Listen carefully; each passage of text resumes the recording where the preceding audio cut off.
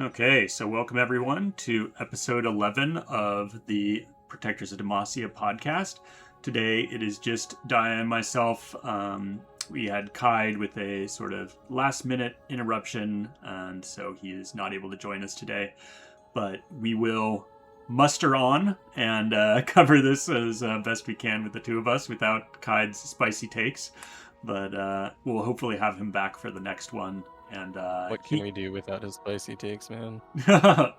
he did mention that he did want everyone to know that he is enjoying the sauce that they have provided with Janna, especially the whirlwind effect on her 6-star.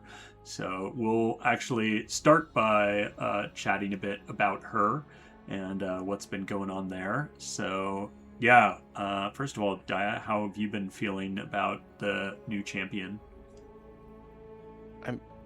I'm okay. So my first interaction with Janna when she was just 3 stars. This is probably before Epic Relics existed, or maybe in the early days when you just had like the original set. So there weren't very good ones. I thought that she had no win condition, and there was nothing you could do with her that made sense.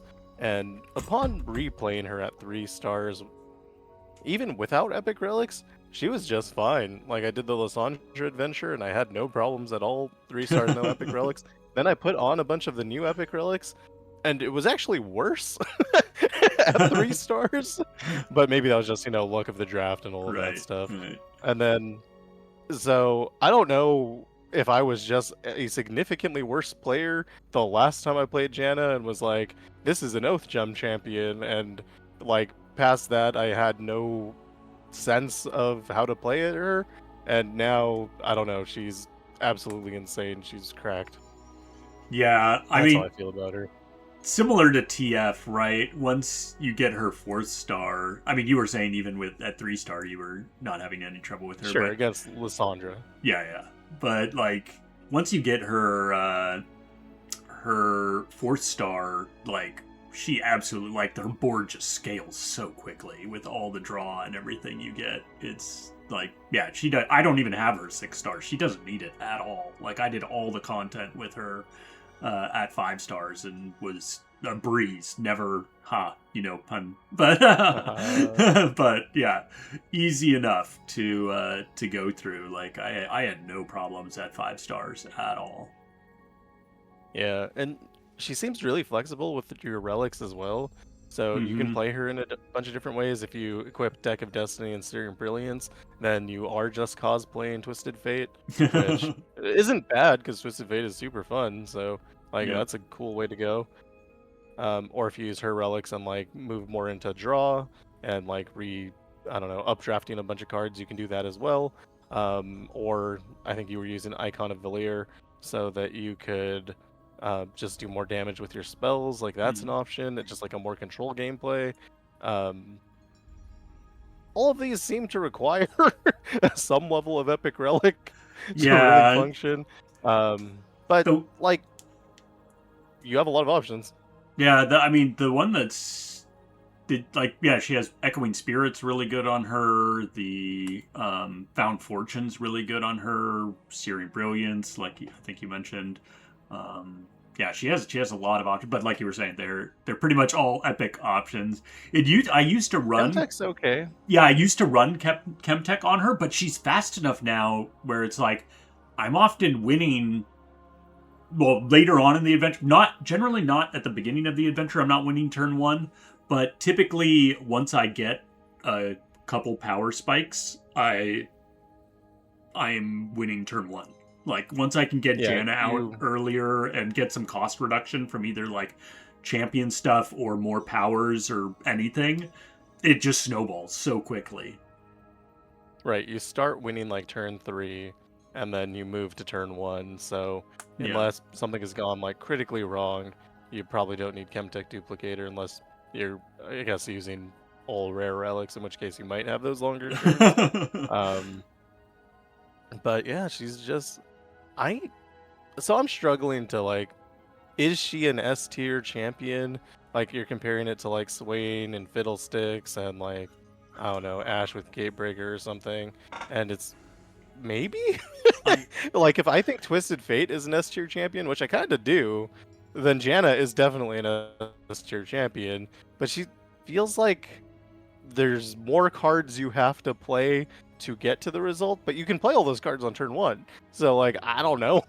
I have a hard time putting her in S tier just because you can like the reliability isn't high enough for me in terms of you can sometimes miss and your defensive turn is sometimes not the best. Like if you're playing, You don't have a defensive turn. Like, right, if you have to defend, you're just taking 20 damage. That's right, which is that's my problem. Like that's the reason I couldn't reasonably put her in S tier, where it's like Swain and other characters like that and TF and such, like, yeah, you have no problem on your defensive turn. Like if she it has comes 20 to that. regen. Yeah, she does. So, She like, does, but I I don't know. I Yeah, just yeah, that's kind of where I am. She's like high A, low S. exactly. It's But the I'm same not- thing with I'm Hecarim, not right? exactly Like sure. Hecarim was really strong, but took damage on his defensive turn if it came to that. And I think Hecarim is worse. Like, Probably. Hecarim feels like solidly A tier, whereas, like, Janna, I can make arguments. Like, if you can start winning turn 1 with the Yeah. first time you find any cost reduction, like, I Yeah. don't know, that's pretty good. Like, Swain doesn't win on turn 1. Fiddlesticks doesn't win on turn 1. That's true. That is true. Right? That is true. It's not a Yeah. requirement. It's just like you're never gonna have any problem at all when you're playing them. And Janna, like, You're maybe you slowly could- convincing me here.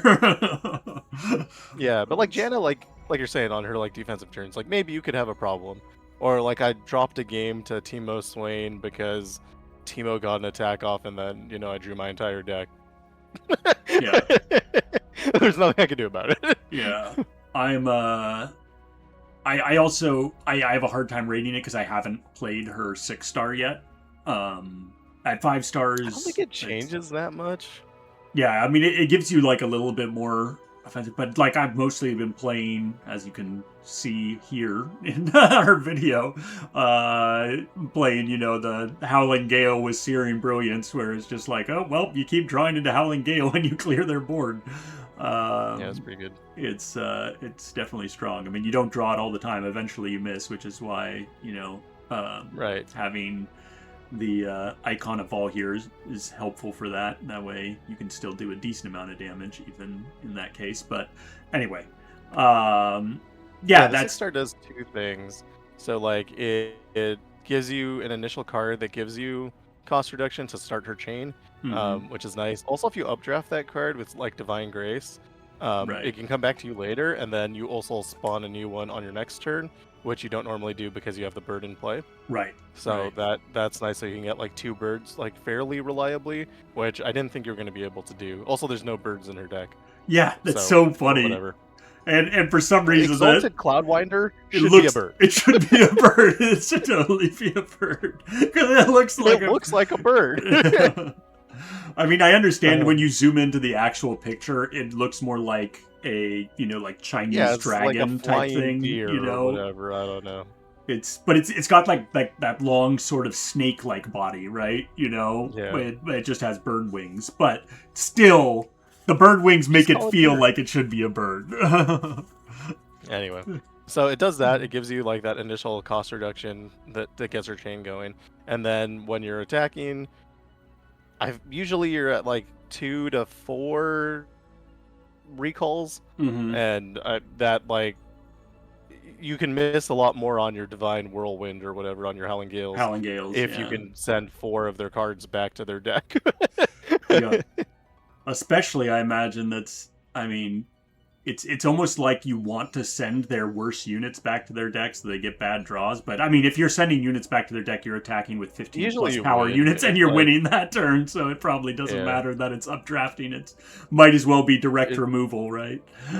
It feels completely irrelevant. Like if it said obliterate instead of updraft, it would be functionally the identical. same. Yeah. Yeah. So it is, but yeah, I mean, I enjoy her. She's good. fun. Drawing lots of cards and playing lots of cards feels good. She is I still. agree. I think it's maybe too many. Yeah. Yeah, you're sitting there a little while playing cards. I am so thankful that they made Howling Gale burst. I would be, feel like a masochist if I was still playing her with slow Oh, speed imagine. Howling Gale. But Yeah, yeah. yeah, but it's a nice upgrade for sure. I, But I was I mean, surprised like that even they. before, Oh, go on. sorry. I was just gonna say I was surprised that they added the broken stopwatch, but they still decided to use stopwatch for the standard one, the burst speed one for Howling Gale, which yeah, Oh that's right, it could have been interesting. fast speed. It's Yeah. much better at burst. Oh It's yeah. not like Crumble where you like potentially want that to be at fast Mm, speed so you can get a double block out of it. right. Like Howling Gale, especially since it shuffles itself back in, you definitely want that to be burst so you can Yep. just draw more and like cycle through it. I Yeah. do think Searing Brilliance is like really, really good on her. Yeah.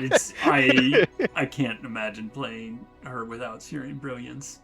It I does kind should of do feel that way, right? I should do a build without her just to see what it feels like. But all my builds I've been testing around with, I've used it. So And I find like a sort of binary either I don't have enough draws or I have so many draws that I'm burning cards, and there's like no in between. There's no point where I'm like, this is a happy amount of draws that I have, and like I'm playing every card and just drawing into the next card, and like my hand size is staying somewhat the same. It's never like that. I either have my hand is full and I'm gonna waste a card, or my hand is empty. How do I do anything? yeah, I've had a very similar experience, especially, and I'm sure maybe we'll just dive right into it, but especially with her relic. I know we've chatted a bit in the Discord stuff about this, but I don't know. I understand it's good, and like I've had times where it benefits me, but I just all my games without it feel better than with it, which is such a weird feeling to me because I'm just like I know this is good. I know this relic works, but in practice it just doesn't come out that way. Yeah, I understand how you got there, but I have never felt that way with it. I haven't played with it too much though, because I like when I make a video guide, I want to do it without that relic so Mm, that it's more. I don't know how many people are gonna have Guild Gauntlet day one, you know? And right, if you don't right. have it, then what am I showing? Like it's just not helpful. Do you want to bring that up so that we can look at Yeah, it? sure. Let me bring up the relic But actually. so Divine Grace is basically um like Rummage. It is like almost exactly Rummage, except that it replaces itself, which I think is the sort of the problem if you don't Mm-hmm. have other external forms of draw. Because if you have like if you Divine Grace into her champion spell, then you're fine. Right. If you Divine Grace into nothing that draws, then you've lost a card. And so the first one is kind of free because even when you lose that card, it created itself at game start. Right. So, you're not like -1 card, but every other time you play it, you are -1 card on it. Exactly. So, and I haven't seen it in the drafting pool either, so you can't like put items on it, Mm-hmm. as far as I'm aware. I don't know if it is in the drafting pool and I just haven't seen it I yet. haven't seen it But either. yeah, I think it might not be in the drafting pool, but I mean, correct me if I'm wrong, in the comments. Um, so yeah, you can't put items on it. It's not really. Although if you had BRB, that probably would, because it's a card in hand. Mm. So Mm-hmm. in Teamfight Adventures, you could potentially put like an epic item on it. But yeah, it's just Rummage, except it costs 1 instead of 2, and it updrafts instead of discards. So that's better. Um, Yeah, I But yeah, think you don't want to draw it like over and over and over unless you have other external forms of draw. the main problem I have with it is actually it shuffling itself back into the top of my deck, where that ends up as a potential sort of dead draw if I'm not drawing my draw cards. Yeah, And that's the main problem I run into is I get a streak of bad luck, and now I'm just drawing Divine Grace, and I can't rummage. I can't Divine right. Grace any cards because I don't have any cards in my hand, basically. I think Echoing Spirit helps with that a little bit. Right. Yeah. In that you'll like draw Janna's champion spell, and then that has draw on it, and so that's nice. If you have like the share the bounty power, which is it copies the spell on like the weakest, and then you draw Janna's champ spell, you like draw 4 or 6 cards depending on Right. your Searing Brilliance, which is too many. Yeah. Per But it your does make Divine previous Grace really easy to use if that happens. Yeah, and I definitely did notice that. I had one of my runs where I was using Divine Grace that I got Janna's spell as part of my draft. And so then like Searing Brilliance hit that and I had Divine Grace. And so I was, every time I hit that I was drawing 6 cards, or not 6 cards, I was drawing 3 extra cards. And so my hand Right. I had plenty of cards each time. And I was like, okay, at this point in the adventure, like in the beginning of the adventure, it still didn't feel good. And I still like lost a match. I think I was doing the what was it? I was doing Baron with her. Okay. And so I still lost a match like pre Elder Dragon. Okay. And had to use a revive. But then I ended up getting that spell afterwards, and after that it was easy. I had no problems. I was getting enough draw. And I didn't run into that problem anymore. But it still was like, okay, I still lost a match, which normally that's, doesn't really happen that often. Right. So, yeah, I mean, like I see where you're coming from, and like you just look at it and you go, this is one of the best spells in the game. Like, if you look at it and see anything other than that, like you're not good at games. But then you play with it and you're like, wait, is this one of the best spells in the game? And I think it still is, but like that's why they have the if I'm Janna on it, because they can't give this to other champions. It's too good. But yeah, you do sometimes run into problems where like you just run out of cards. Yeah. And if you ever hit that point where you're at 0 cards, then it suddenly stops being a good spell. And I initially was thinking, okay, I don't like this on Janna. With that, part of it that this power only works if you're Janna, this relic's going to be worthless for any other champion. But then, Attune is actually a on summon effect and not an on play effect. And so we do have some potential other uses for it. Of course, our Discord was talking about Mel now has an essential, almost turn 1 infinite, as long as you can still get Mel killed on turn 1. I know we all said they're probably going to fix that at some point. Voidborn Deathless is. I hope they never fix it, because I think it's cool. But if they fixed it, I wouldn't be like, oh my god, how could you do that? Yeah. Like I felt with like Guardian Angel. Like this, it shouldn't work. It's not something you would expect to work that way, right? You'd expect that it. But I hope they never fix it. Yeah, I feel the same way. It's a fun interaction. It allows for some creativity, but infinites are a bit broken. But I think they're fine to have like a couple of them in the game, though. Anyway, there are 2 kinds of people in the world. Those that see Attune and go, that's not that good. We have like Lost Chapter and Hidden Tome if we're looking for spell mana. And those that see Attune and they're like, oh, this literally says infinite mana on it. As long as I can both of those players are right. As long as I can print my champion, I can make more mana. So as long as you can print like my first thought was like throw it on Jinx. Like Voidborn Deathless and then Attune, you can kill Jinx an infinite amount of times. Oh, yep. And then every time she comes back, you can pay for the, what's it called? The Pow Pow. Pow. Yep. So that you can kill her again, and that's an infinite. Problem is you need 4 relics to do that, otherwise you don't have loose cannon's payload. So that kind of bricks that. But that's like the first place my brain went when I saw that. Well, like it has Attune on it. You could do it on turn 2, right? With Jinx, just you don't have packed powder, right? You just say, okay, I have loose cannon's payload. I mean, you're already not using packed powder, So you need like loose cannons, Voidborn, and Oh, Guardian yeah, yeah, Angel, yeah. and Because Price you Retribution. need Voidborn and Deathless Yeah. and this So relic. Yeah, yeah, yeah. So you're and then you would need this relic. But if you get the Sea's Voice, I think it's called, the new thing they put out with the Alawi adventure, where that has like spawn, but it also has a tune on it. Like that is an infinite on Jinx.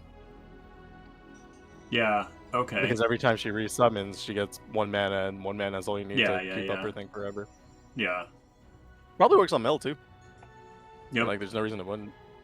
Yeah, So, but I mean, and with on Mel, Mel, if you could just you force it had anyway. You don't need any extra relics, or extra relic slots. if you had Gale Gauntlet plus that, you would have two. No, you only get to tune once. The tune doesn't stack. Yeah, right? no, it doesn't stack. Yeah. It doesn't stack. So, oh well. So, But but yeah, I yeah, mean, it's good. there's gonna be more broken things with it. Yeah, I Like imagine. LeBlanc. I was thinking, like, yeah, LeBlanc, Lilia also has the potential with Mhm. she can put her units to sleep and then they come right back, and And yeah, then you have infinite mana to do that with. You could Yep. get rid of, like, normally I use like 2 Stalker's Blades so whenever she comes back, she does the double hit. right. And As long reduces as the they cost have a of the spell to board, 0. you can do it infinitely. You could drop one of those. Yeah. Maybe you could drop both. I don't know. Yep. There's potential there that I'm sure we haven't tapped yet. And like a tune at base, you look at it like +1/+1 into 2, that looks terrible. But it turns out that on summon effects are broken. So Yep. It is. It is good. Surprisingly. there's gonna be something. So there's at least one champion that has a broken build with it, and potentially others. So I think there's probably 5 that I can think of off the top of my head. yeah. So yeah, I don't know. We'll see. Like even if it is like abusable on like LeBlanc, does that still reach LeBlanc's best relic build? Right. You know, Right. Unlikely. which matters if you're not paying for it. If you're paying for it, right? If you're not paying for it, then you can use a bad build and it's fine. But if you're dropping like $10 on it or 600 glory, however you manage to get it, I mean 600 glory not till 6 months from now, but Right. Right. you know, you're still investing something to get it. So it kind of depends on, like, it has to be, I think, BIS if you are spending money on it. And I think it will be for Mel, so there's that. Yep. Yeah. So Mel and Janna should switch relics. yeah, that is funny. I pretty much don't even use Syrian Brilliance on Mel, but Don't need it. Yeah, but Syrian Brilliance feels necessary on Janna. And Janna's relic, perfect for Mel, turns out. It turns out. Oh, that's pretty funny. So that's where we are. Syrian Brilliance is so fun. Yeah, You do have to.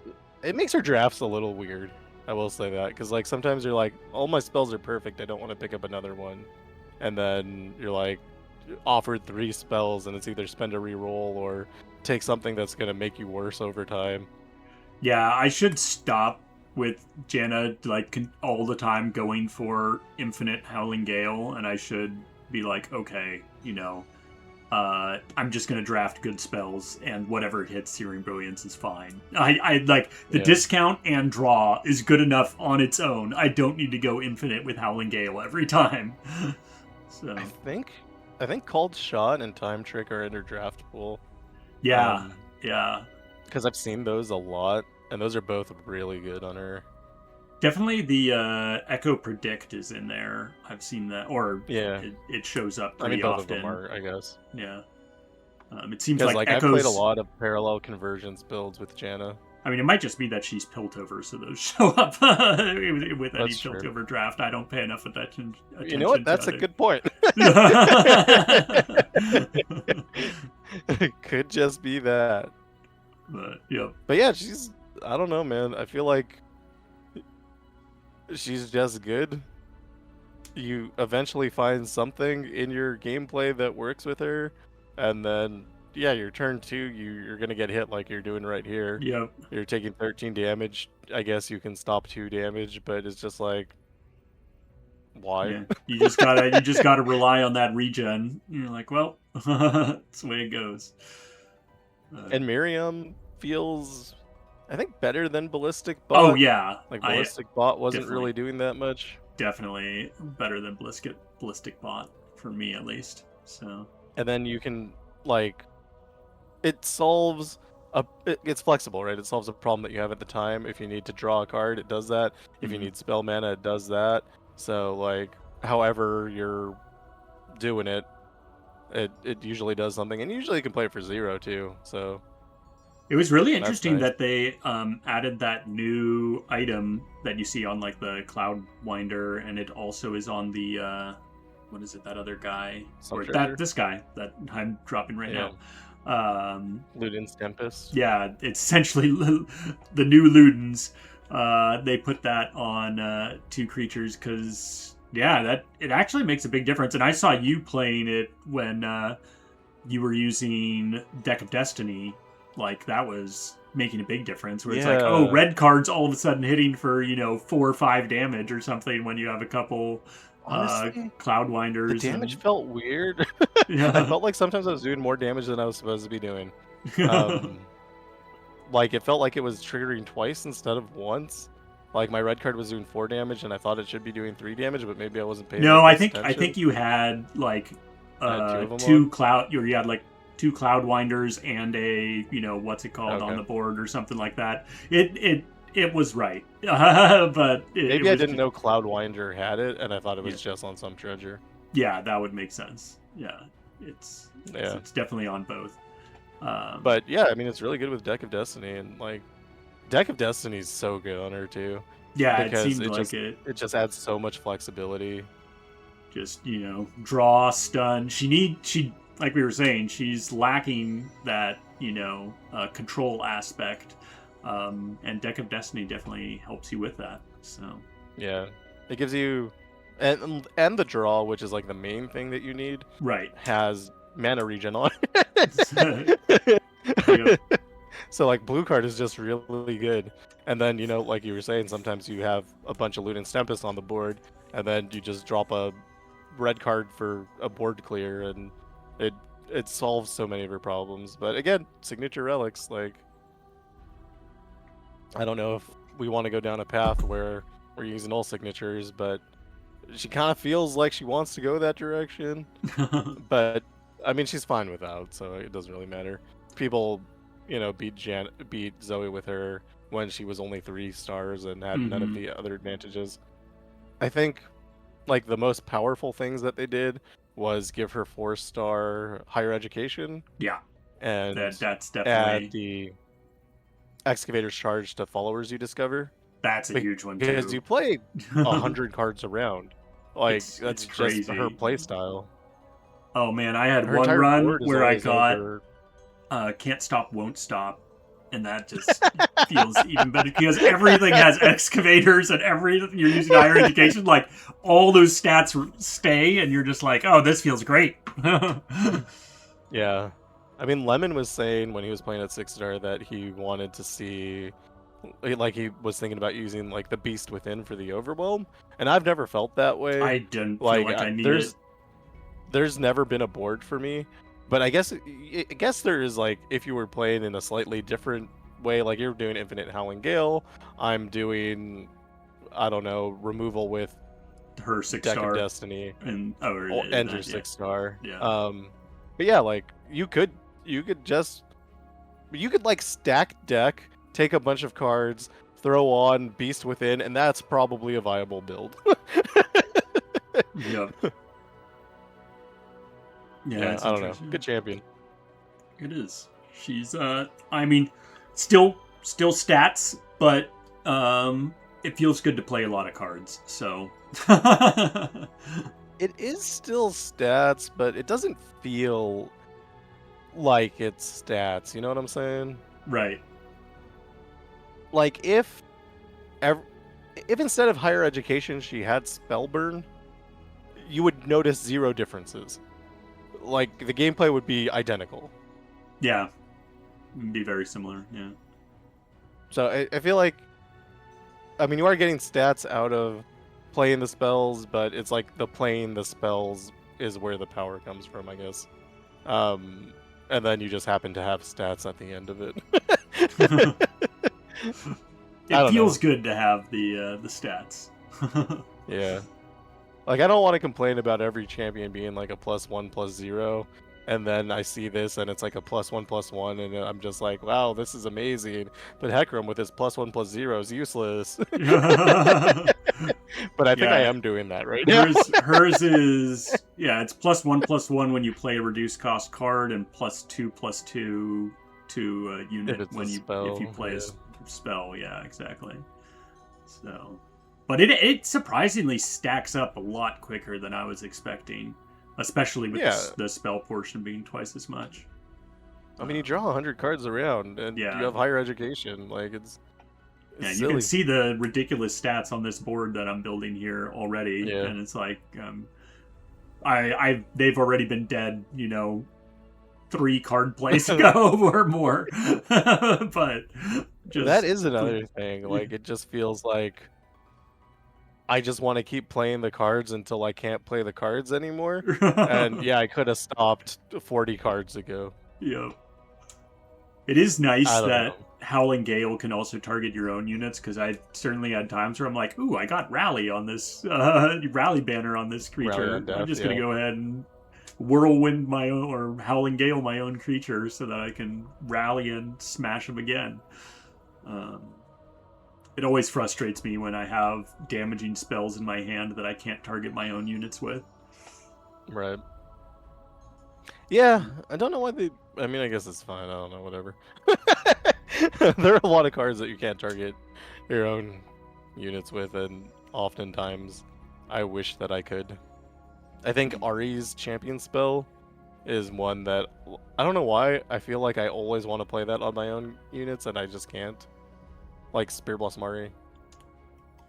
Yeah. It's Orb of something. Deception, I think. Sorry, I just saw Kai post a message. I was going to see if he's able to actually join us or not, but looks like they had some power outage or something like that. Maybe he doesn't realize we're recording right now, but anyway. Yeah. We continue on. So she's good. I don't know if she's the best PNZ champion. You still have like Victor and Jinx who exist there. Mm-hmm. She adds a different flavor, right? Each of these has their own different strengths. She's definitely fun though, so like that's cool. I mean, she fits in the top, the top set of champs. She's close to, if not equivalent to, those 2 champions, which are above the rest. So, and like I said, I just enjoy playing cards, so being able to play more cards feels good. She's like one of those champions like Set. Set is just like, once you get your engine going, you're like, haha, I get to play all my cards, and this feels great. I've never figured out Set. I don't know what he's supposed to do. You're just supposed to hit 6 mana with him and Chemtech duplicate your coins, and then you're a happy clam. But yeah, he did get better with his 6-star. I'll say that, because I played him at 5-star for a really long time, and the 6-star makes a bit of a difference for sure. Well, it's just more consistent that you can get him on the board. You just have to play a 5 stack coin, and then you get him, so you don't have to worry about drawing him as much. But because it's definitely very required to have him out on the board, and if he dies or gets removed, you can just summon him again really easily. So that's the main thing. I mean, the Obliterate is nice, but that's not the main thing I'm using his 6-star for. So anyway, she doesn't feel like a PNZ champion to me, which is fine. I don't know what region. Maybe like an Ionian champion. What would she feel like? Yeah, I think she feels Ionian. Yeah, but I mean, that's fine. I mean, like that's not like a complaint or anything. I don't care. Yeah, I mean, I agree. Like, Zaun and Piltover just feels like such like a little like steampunk tech hub, and she's like And she does none of nature that. like stuff, and you're like, huh? How does this work? She's very clearly an Ionian champion. But I don't know, it's fine. Like, this doesn't bother me. I just, Yeah. like, I think about that sometimes when I'm playing, and I'm like, wait, this is Ionian?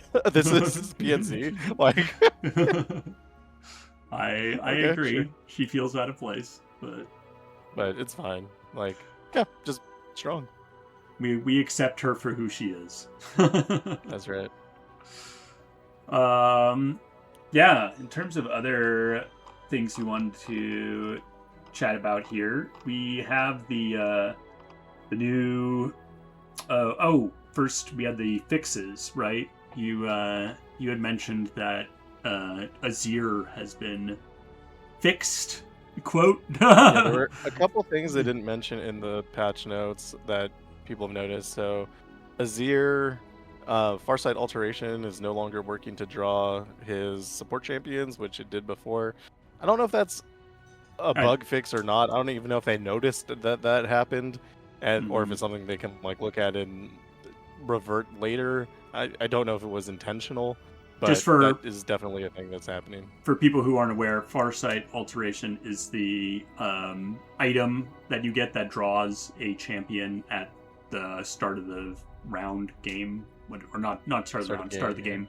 And typically, previously with Azir, it would, because your item gets copied onto all of your items that are on Azir get copied onto all of your champions, that would previously copy onto all of your champions, so every single champion in your deck would get drawn on turn 1.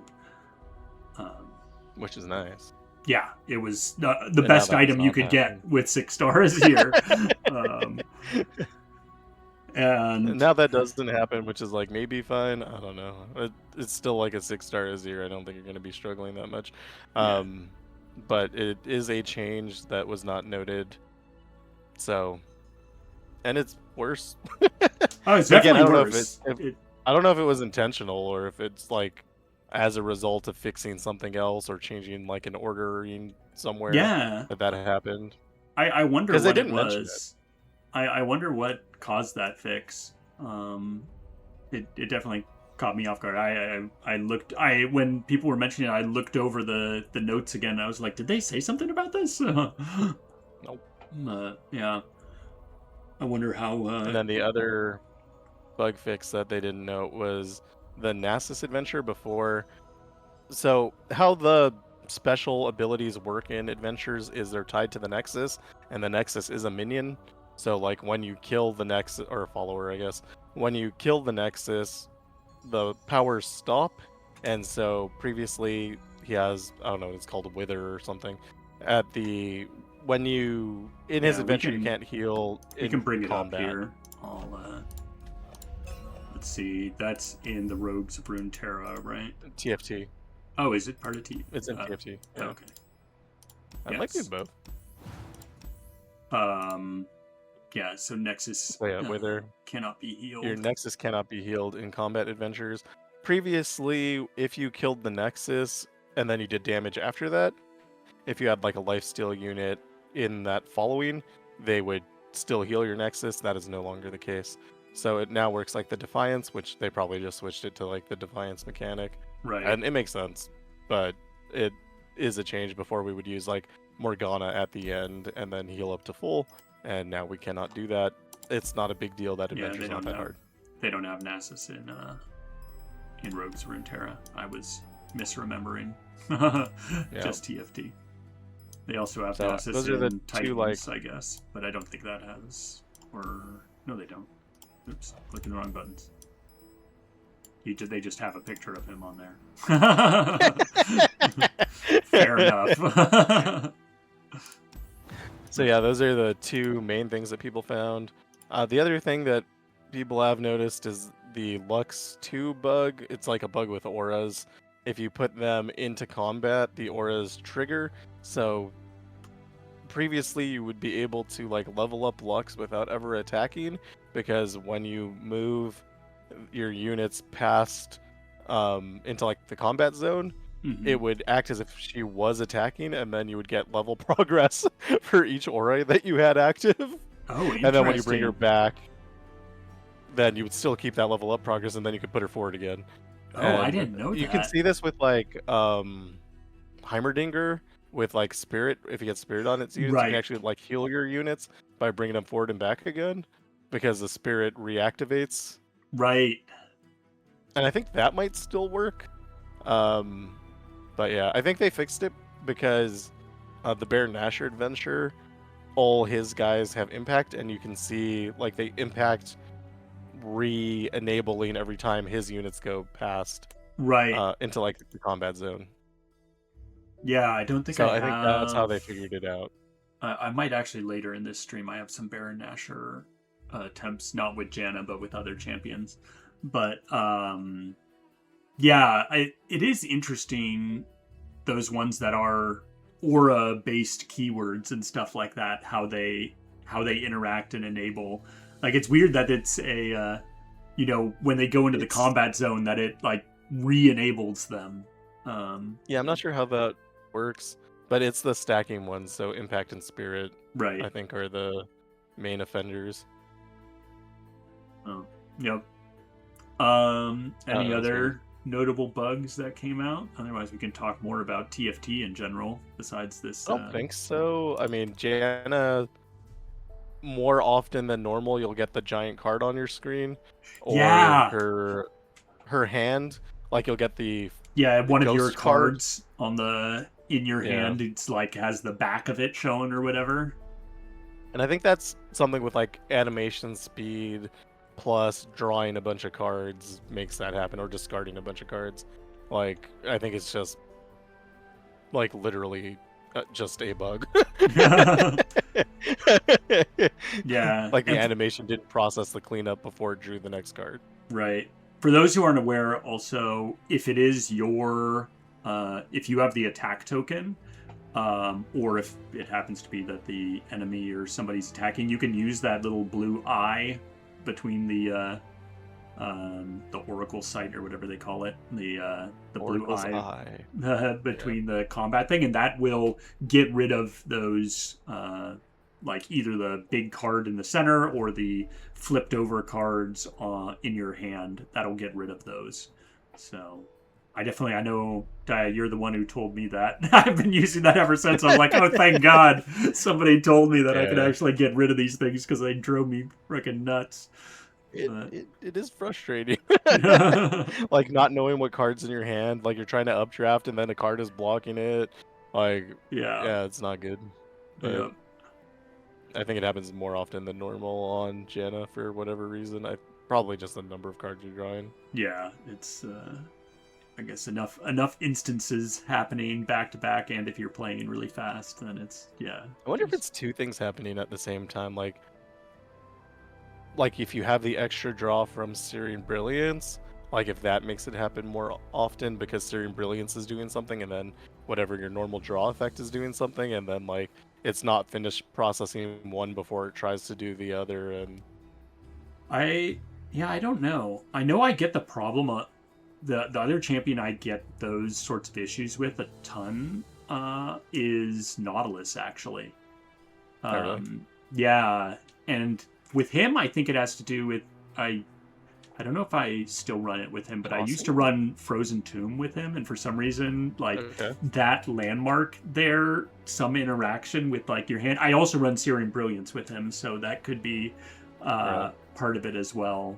But yeah, there's something with like cards either being discarded or like actions happening on cards while you're drawing them or something like that that causes them to, oh, this didn't get fully deleted or cleared off the screen as it was happening, and it might be like with Nautilus because he's tossing cards as you're drawing them, so it might be something with that where it's like, oh, is this tossed or drawn, and then it doesn't get removed from the screen properly.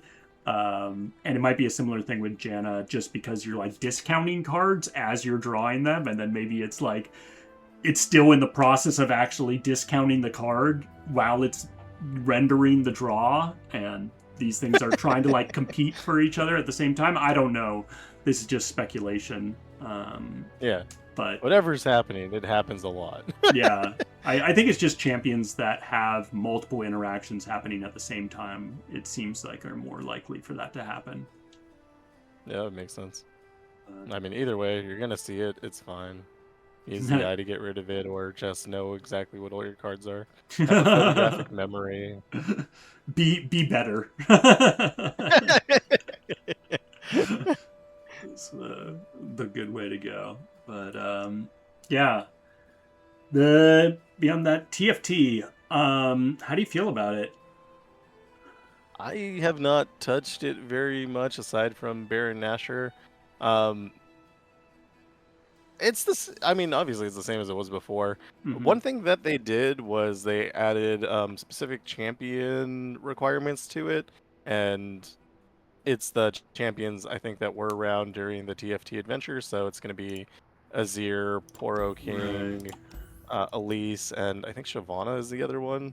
So it was like shapeshifters and royalty or whatever.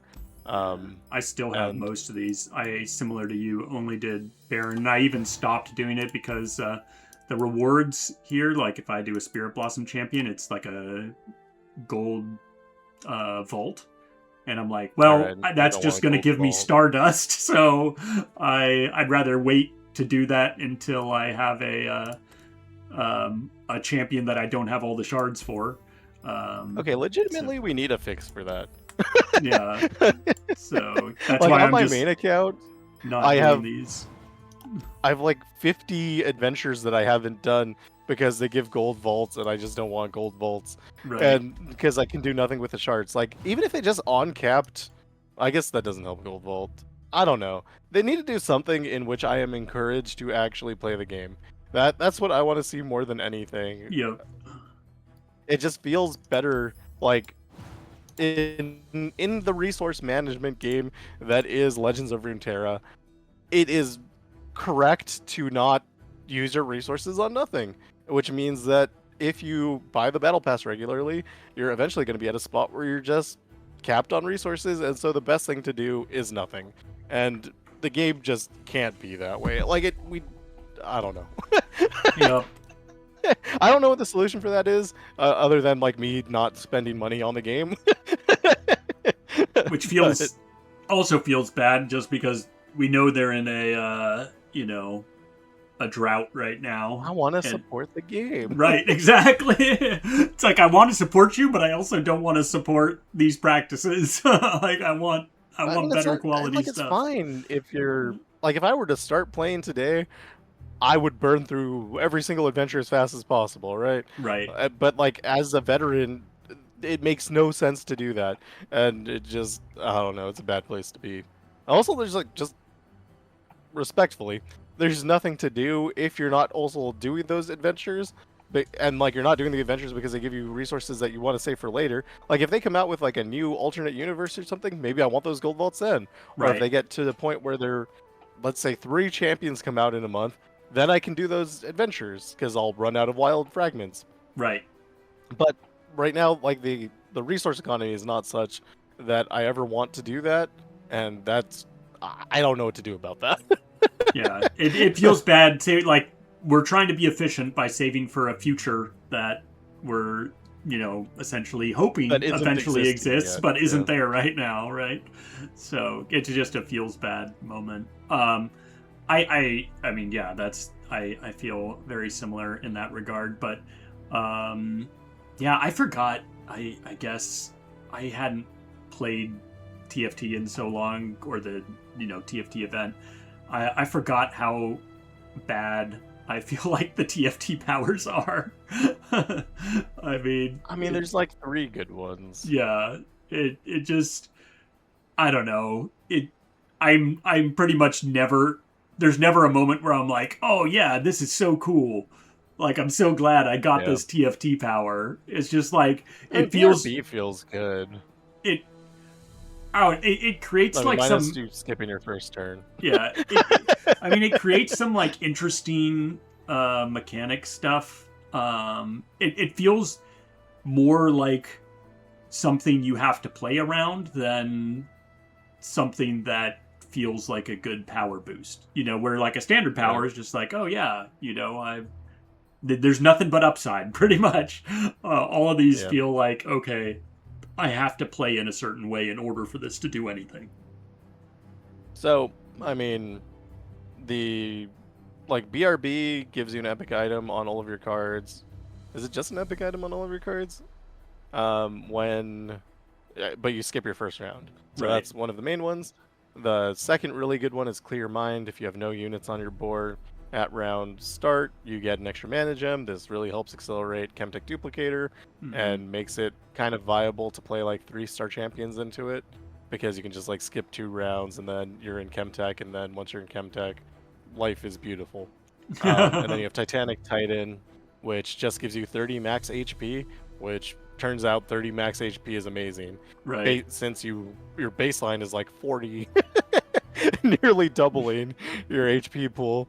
Pretty good. Yep. And then there's a bunch of others that like don't do anything. I guess Champion Duplicator is another one. Team building gives you a Champion Duplicator spell that if you play while you're in Chemtech, really nice. And then you get like 3 copies of your champion. The 30 HP one's even better if you happen to go for the lifesteal one that reduces your max HP by 60%, and then you grab it and you're like, oh yeah, now I have like normal HP as a champion and lifesteal on all my units. Yeah, the lifesteal one, even though you manage to succeed using that, typically is bait and you will die if you take it. You have to be really careful with how you play if you're using it. Because what's the reduction, like 40% less hit points or something? 60% less hit points. That's crazy. Yeah. So if you're like a Spirit Blossom champion or something and you can afford to lose the hit points, then cool. But otherwise, normally if you're a Spirit Blossom champion, you're winning anyway. You don't really need the lifesteal. But yeah. But normally you'll just die in 1 hit if you do that. So unless you're a Azir with defense or turret plating, not defense spending. I think it's funny that you made that work like that. I did not expect to be like a functional build. So I was pretty impressed that you pulled that one off. It was a fun experiment. It actually got me to try at playing the game. But, yeah. And okay, so people say that I do challenge runs, which is true if you like think about it objectively, but I'm not trying to do a challenge run. I'm never doing something just for the purpose of doing it. I'm doing it to show, like, if you had these resources and you had to play this way, right? This is what I would do in that situation. Here's a workable build. But I'm not like trying to limit my power on a normal basis. That's not fun for me. That said, all the thinking that you do in those challenge runs is super fun. Yeah. Like from the build process even, where you're like, what relics can I stack to like make this champion, which is clearly not designed to do this task in a way that's replicable. Right. Like, right. And then like you get better at playing the game because you're like, well, I'm a 3-star champion, I'm gonna take 20 damage, I have 40 hit points. How do I do it? Yeah. How we make this work, and like it just works out eventually. Like, and that whole process I find maybe the most fun thing you can do in the game. But again, I still don't try to do it on purpose. It's just like a side effect of trying to help people who might be in a less privileged situation. Yeah. Yeah. No, I think it's good that you do that, and it's definitely it was fun to do. I could see why you do, but I wouldn't want to do it all the time. Like I think I did 3 separate runs to do it. I was like, God, for one video that you go through all this on a regular basis, where you do multiple runs and try to mess with things, try to figure it out. And normally, like pretty much all my recordings are all just one shot because the game's easy, and you just like, hey, I get to slap some relics on this character and show some gameplay. So you can tell how much I've struggled if I do a voiceover. Because like a lot of times I'll start by like, doing my normal video thing, and then I'll lose and I'll be like, all right, starting again. And like I don't want to keep doing like an intro and all of that Right. stuff. So I just record the run until I win. So if you ever hear a voiceover, know that there were losses before that. Either that or I expected there to be losses. Like Right. the ones coming up, I did some Baron Nashor at 3-ish stars. I used Mortality. I didn't want to. I haven't leveled up a Zir or Poro King on my alt account, and I'm just not going to do that. So I just turned Defiance on. Yeah. But I expected to lose, and I didn't. So those are going to be voiceovered. But yeah, I was complaining in the Discord. I'm like, whatever they do, like champion specific, I'm less excited about that because there's always a good champion that you can use, and it's never the champion that they're telling you to use from like that region. So like Azir 3-star, I really do not like playing. I think none of the stuff that he's just not like a functional champion, right? Right. At 3 stars, that's how I feel about him. He's better than like Trendemir, who's like the worst champion you can play at 3 stars. Or Akshan. Man, Akshan is so bad. At 3 stars. Once he gets to 4 stars, best champion in the game. So yeah, it's never the champion you want to play. So Azir's bad. And then they also have Poro King, which Poro King with no epic relics does nothing. He just literally does nothing. And he costs 5, so you can't ever get him on the board. He doesn't have any keywords on his Poros, so like his star powers aren't functional. He's just a really bad champion, and those are the two you need to use to beat Baron Nashor. And so I was lamenting this in the path court, and then Y Ramrax just like comes up with a build and it's perfect and it works, and I don't know what that guy does. The guy's brain for this game is like so much better than mine. It's good to have a community, you know? Yeah. And then he just came up with a build which like it just works. So here's what I want you to do. Go back into the TFT adventure, pick any champion, and I'm going to show this build. Oh, sure. Let's see here. I mean, so again, I'm not on my Janna build right now, but I'm not this smart. Oh, go to the relic screen. Oh, oops. Yeah. It's fine. TFT has no pity powers, so you can always just restart and you can always get your whatever powers. Which is actually a good trick. Like, so you don't use a reroll. If you just keep restarting the game, you'll eventually roll into the power that you want to start with. Alright, so in relics, the first one is Chemtech Duplicator.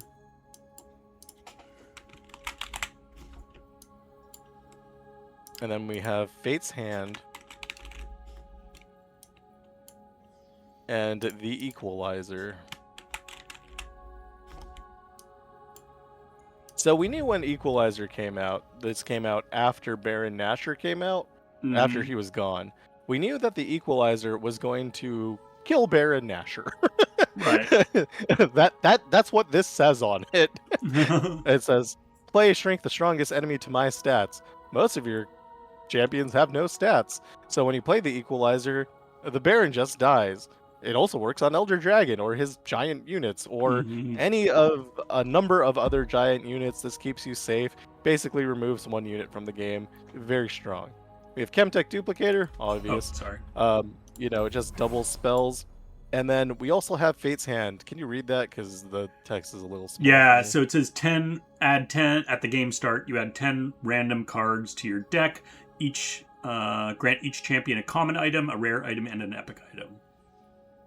So you get a bunch. Does it say each champion? Does it? It says each. No, it's grant each card. So it's 10 cards to your deck. Grant each card a common, a rare, and an epic item. Okay. So what Sorry, we're did doing I say champion in there? Yeah. What we're doing with this build is we're putting a bunch of random cards in our deck that all have a bunch of items on them already, and then we take the BRB power, which adds an additional epic item to all of the cards in our deck, and then our deck is just whatever we pick up. We don't know what it's gonna be at the time, but some card is broken. Something's gonna hit elusive, it's gonna hit double attack, it's gonna hit scout. You don't know what it is until you get it, Your spells are gonna hit like Elixir of Sorcery. They're gonna hit, I don't know, like just there's so many things that they can eventually roll into that your card, some card, you don't know what the card is, but you know that a card in your deck wins the game. And like they get Hextech Fabricator on spells as well. Like this is Yeah. nice. Except it's also gonna get an epic item. Right. After once- BRB. After BRB. So like maybe your gotcha gets Hextech Fabricator on it. You play it with Chemtech Duplicator, and now some card like your Alpha Wild Claw is gonna end up with Scout, Double Attack, and Elusive. And you're like, okay, so this card did nothing when I drew it the first time, but in 3 rounds, it's gonna attack once and win the game. Is this part of BRB where I literally can't do anything and can't end the turn? That is part of Fate's Hand, which can crash your game. Cool. That's fun. We're not sure which cards crash the game with Fate's Hand. We think it's tied to equipments, but I don't see any equipments in your hand. So It might be in my deck, just not in my hand, but yeah, maybe. well, Should have alt F4. oh, yeah. Oh, does exit game make me lose a round or something? Yeah. And now you're not going to see the thing. Also, like, your screen is showing a bunch of weird stuff now. Oh, yeah. Lovely.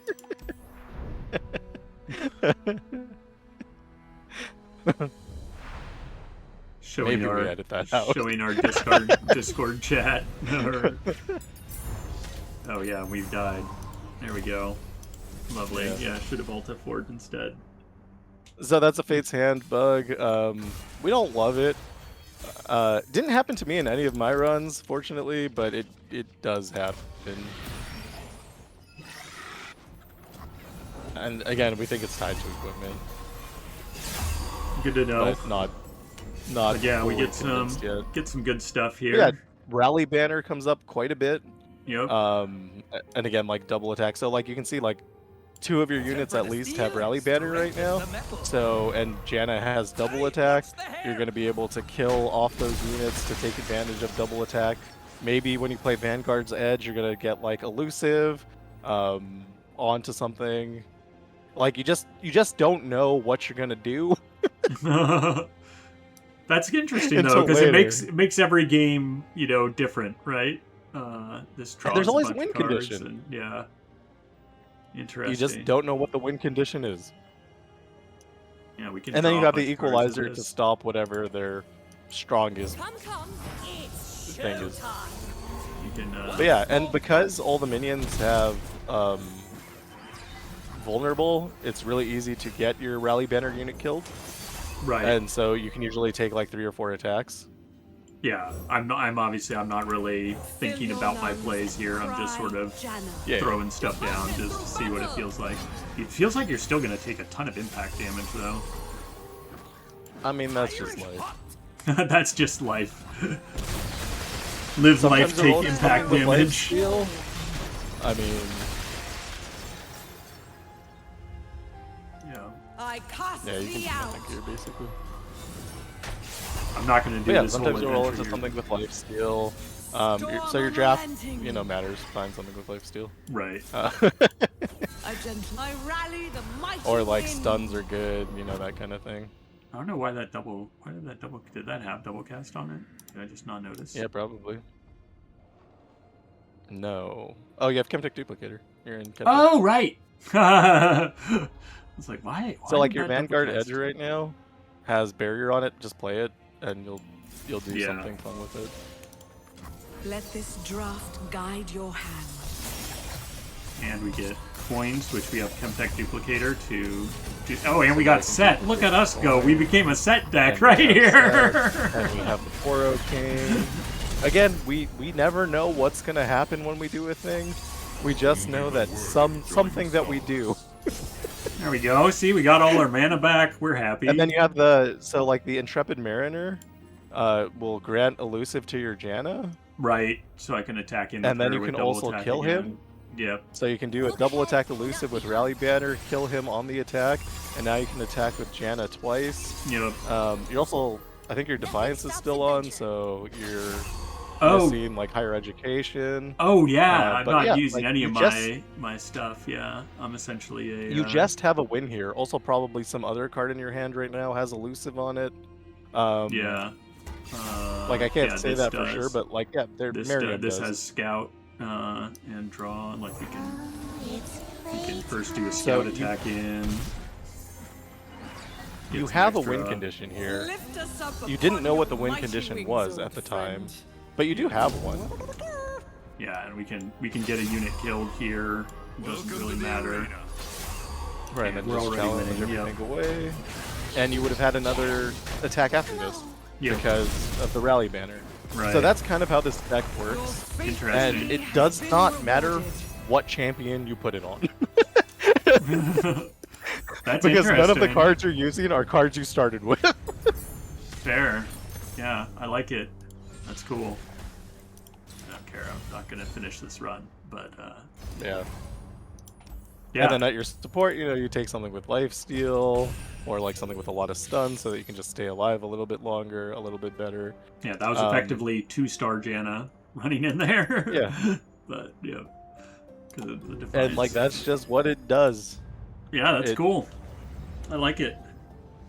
You don't know what your win is, but you know that you have one. And like I said, sometimes with the Chemtech Duplicator and Hextech Fabricator that you often get on spells, like literally you do not know what you have until you play the spell, and then you're like, oh, now I have double attack, scout, and elusive. Cool. I didn't have that before I played whatever gotcha. Yep. Nice. So that's our nice trick. And then once you get to Baron, like you turn You him into a equalize 2/4, him. you attack him once, and Yeah. you just win the game. Nice. So it also helps against Elder Dragon. They drop Elder Dragon, you drop your champion, and Yep. then the Elder Dragon isn't killing you in one shot. That's handy. And that's the tech that we found this week from Yeah. my complaining. Whoever said complaining didn't get you anywhere, right? I mean, it does, right? Yeah, it does. Someone smarter than me showed up and was like, "I got you." But I thought it was impossible.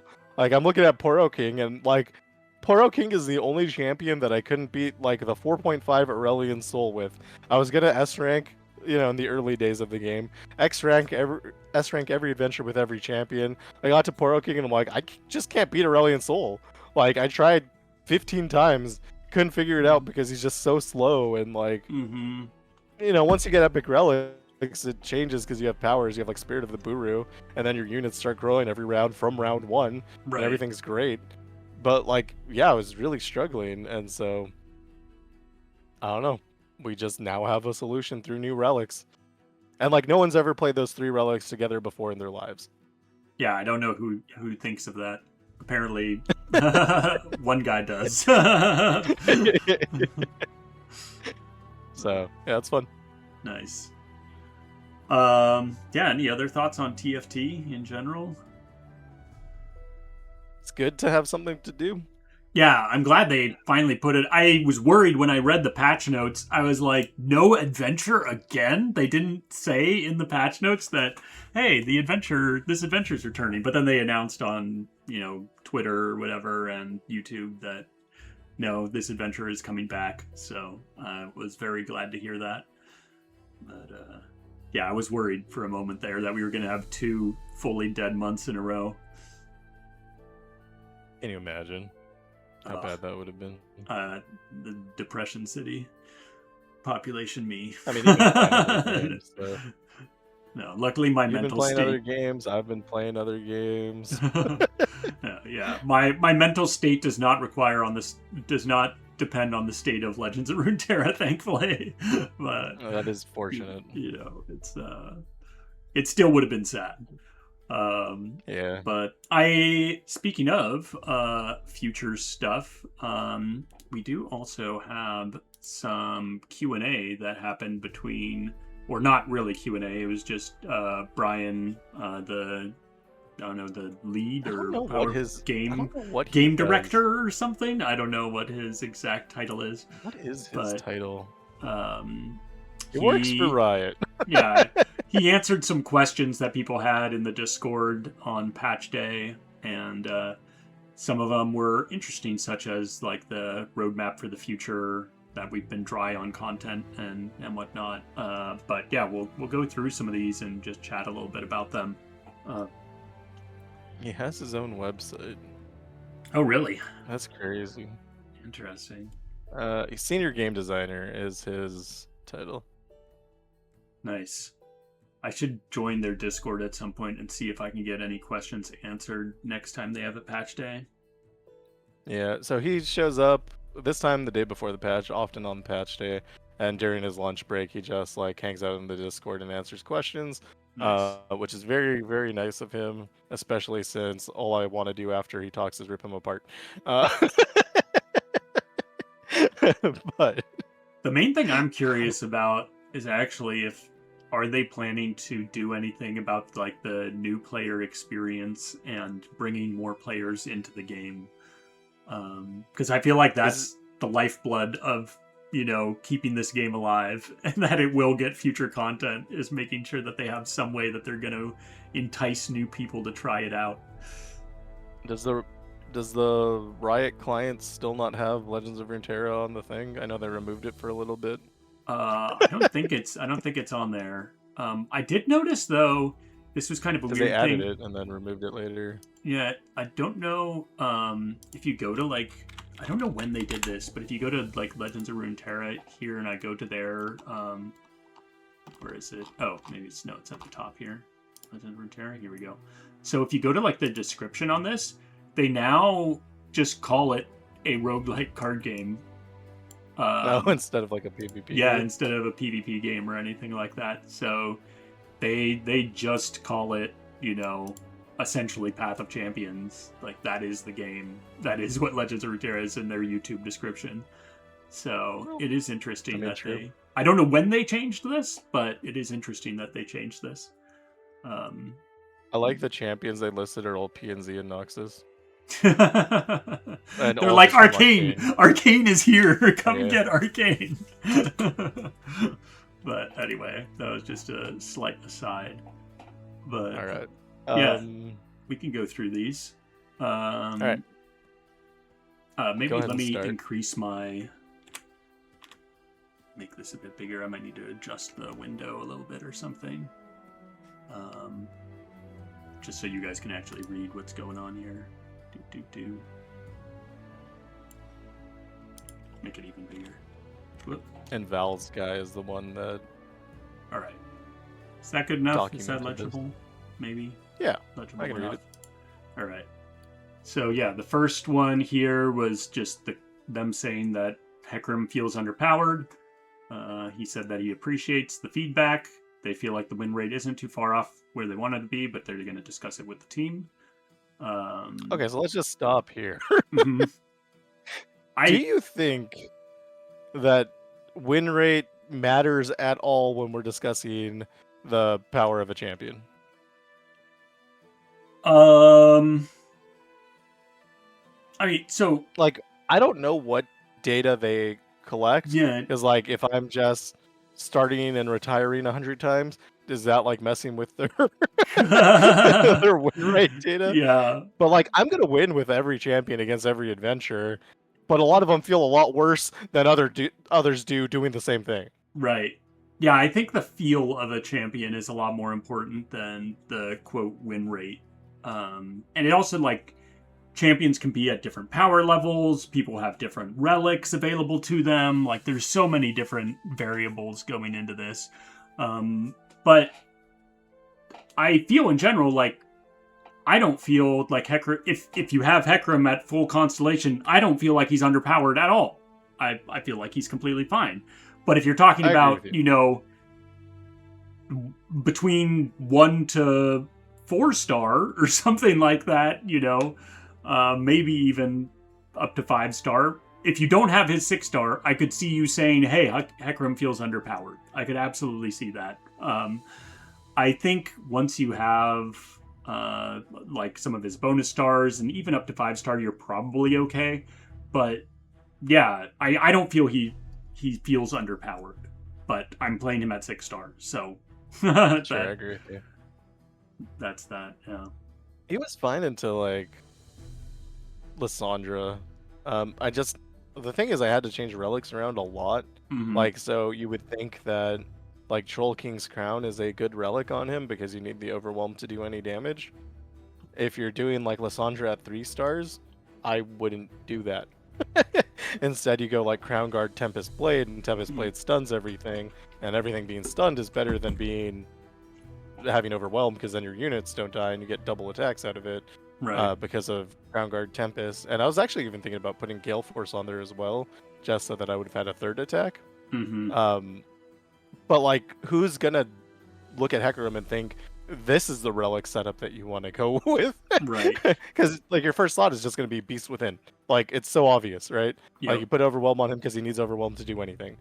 And I think when you're playing at lower stars, especially people who are giving you advice on what relics to use are at like 6-star, you're just not doing the same thing. Yeah. And Hecarim, I don't think is obvious on what he's trying to accomplish. Like you play him like you play Alawi at lower stars. You're going for like the 1-turn kill, and your 1 turn starts on like turn 5 or whenever Hecarim hits the ground, Yeah. and the rest of the time you're just trying to survive. That is not obvious if you're watching someone play at 6-star or listening to someone who's playing at 6-star, where they're like, well, just use Disciple of Shadows, drop your Hecarim, win the game. Yep. So I can see why people would think that he feels underpowered, but I also think that he's unintuitive to play correctly, especially at the lower stars. Once you have like the Hollowed node, and you have like the Lilia power, his 6-star Rampage, I guess. You just drop him and you win. Yep. But yeah, so.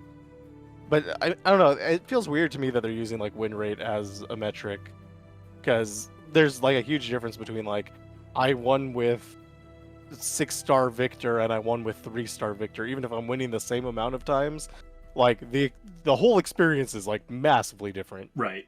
Yep. And I think, I mean, we'll sort of get into that with the next question here, where they're talking about, okay, are we dialing back the power of champions? No more insanely broken champions like LeBlanc and Swain. They say, yes, our goal is not to produce insanely broken champions. Our power target is that at 6-star. Taking bad powers even still beats a 6.5-star, but takes some hits in the process.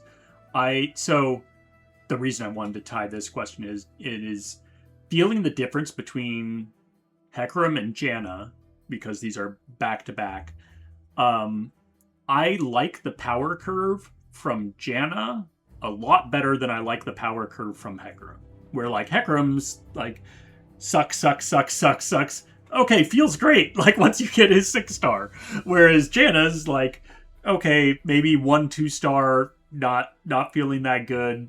You hit her 4-star, you're like, oh yeah, she's starting to feel really good now.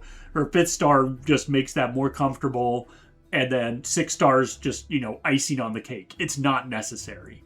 Like I like that power progression where it's like, okay, the 6-star is just sort of a extra flavor. Then the 6-star is the kit, basically. Like this makes or breaks the champion. I personally like that a lot more. I agree with you, and I don't know if it's because we're older players, or maybe because of like the addiction level that we have to the game, where if you played before Constellations, I think you might have a vastly different view of what a 3-star champion should be, right? Mhm. Like, because pre-Constellation, once you got the 3-star, you were expected to be able to do everything with it, although everything was, let's say, maxed at maybe Lysandra before Aurelian Sword, Constellations or hit. yeah. Or I'm not sure if Lysandra, Lysandra came out before or after at the same time. You're right. I think Lysandra was before. Well, Lysandra was pre-Constellation.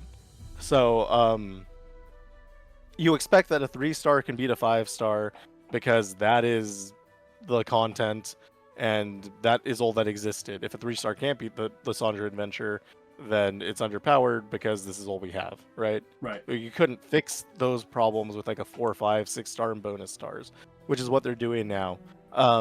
Also, like, there are like the gemstone powers are kind of invisibly very powerful.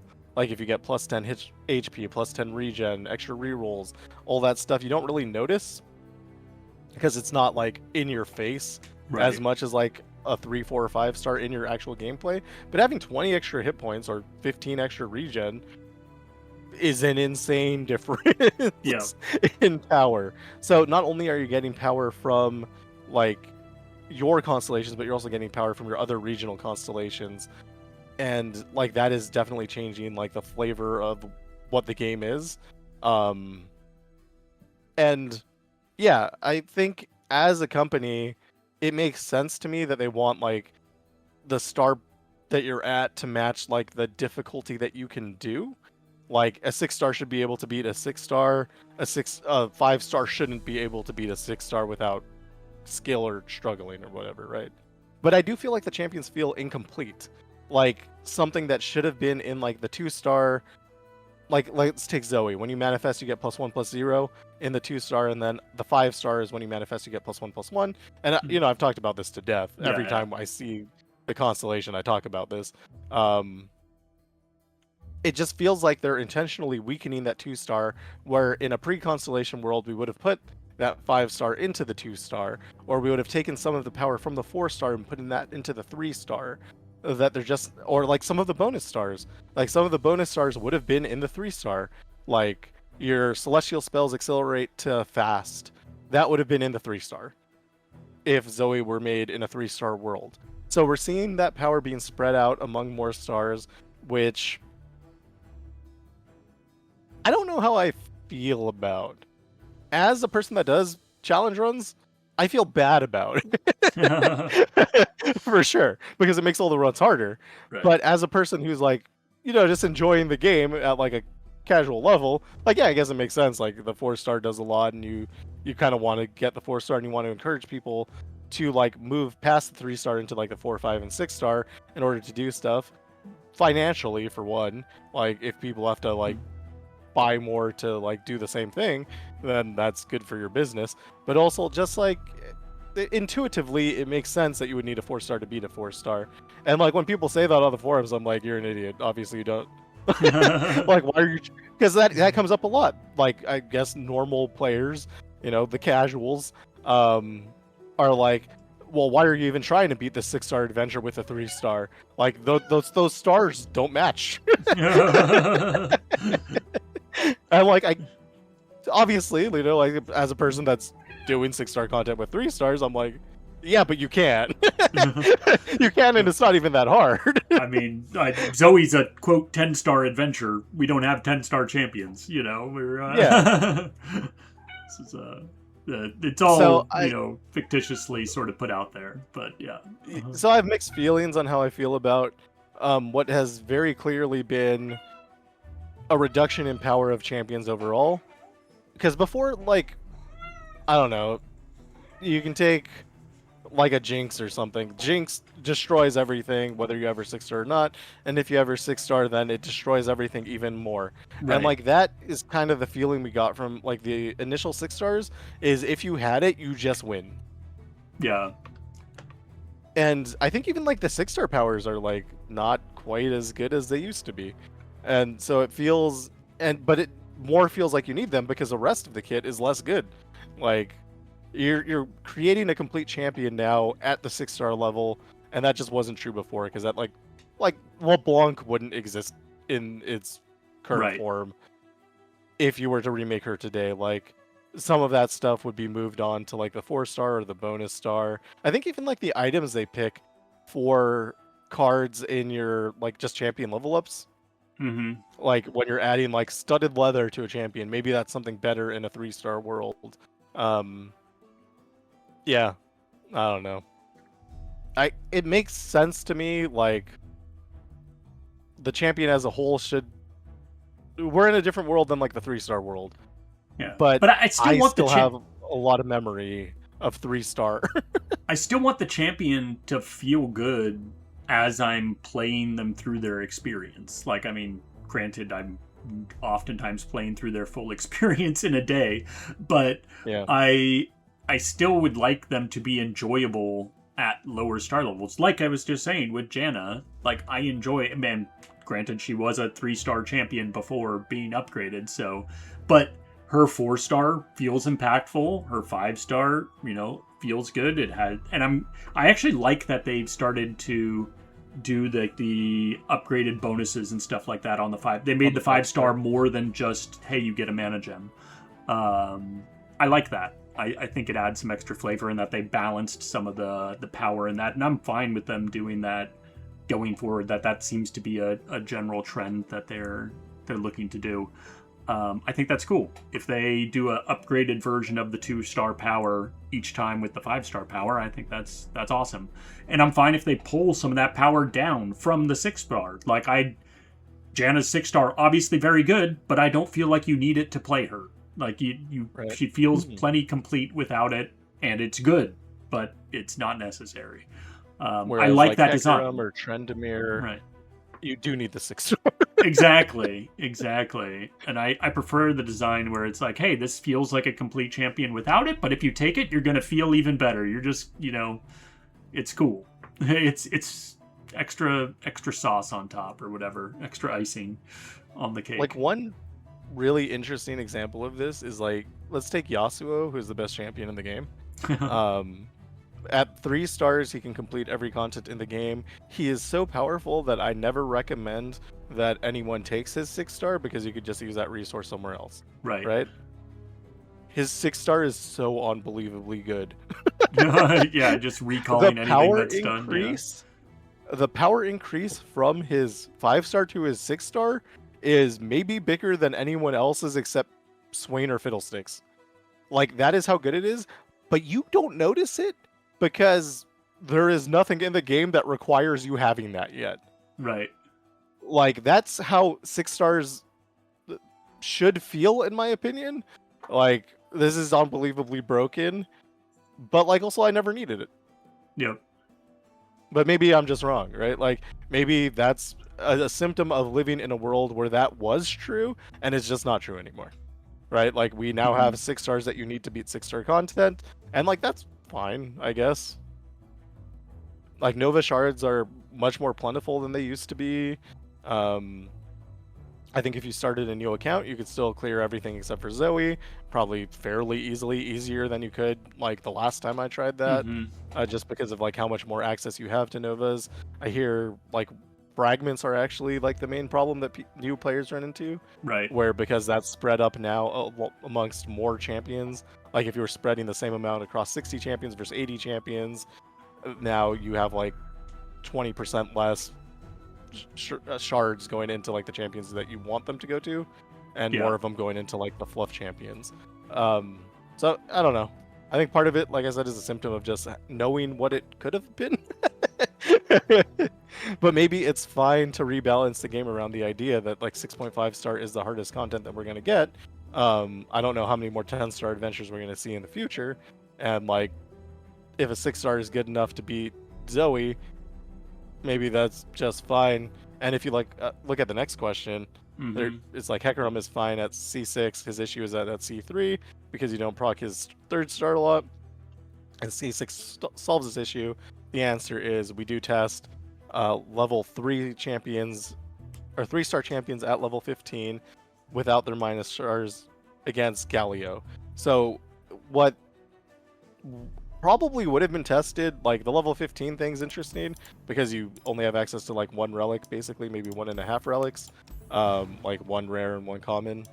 They're testing that against Galio, which is a 3-star adventure. Before, maybe they would have tested like a 3-star level 30 champion against Aurelian Soul or something, and then you would need probably more power to do that than you need to do a 3-star at level 15 against Galio. So that's kind of what I think is happening. Like, 3-star level 15 against Galio, I wouldn't say is difficult. Right. Like, that seems fairly easy to me. And like maybe before, like a 3-star needed to be able to beat Aurelion Sol, now it just needs to be able to beat Galio. Yep. Yeah, I think it also depends on how that actually feels. I mean, like I don't know how they feel like Hecarim's 1-star did anything.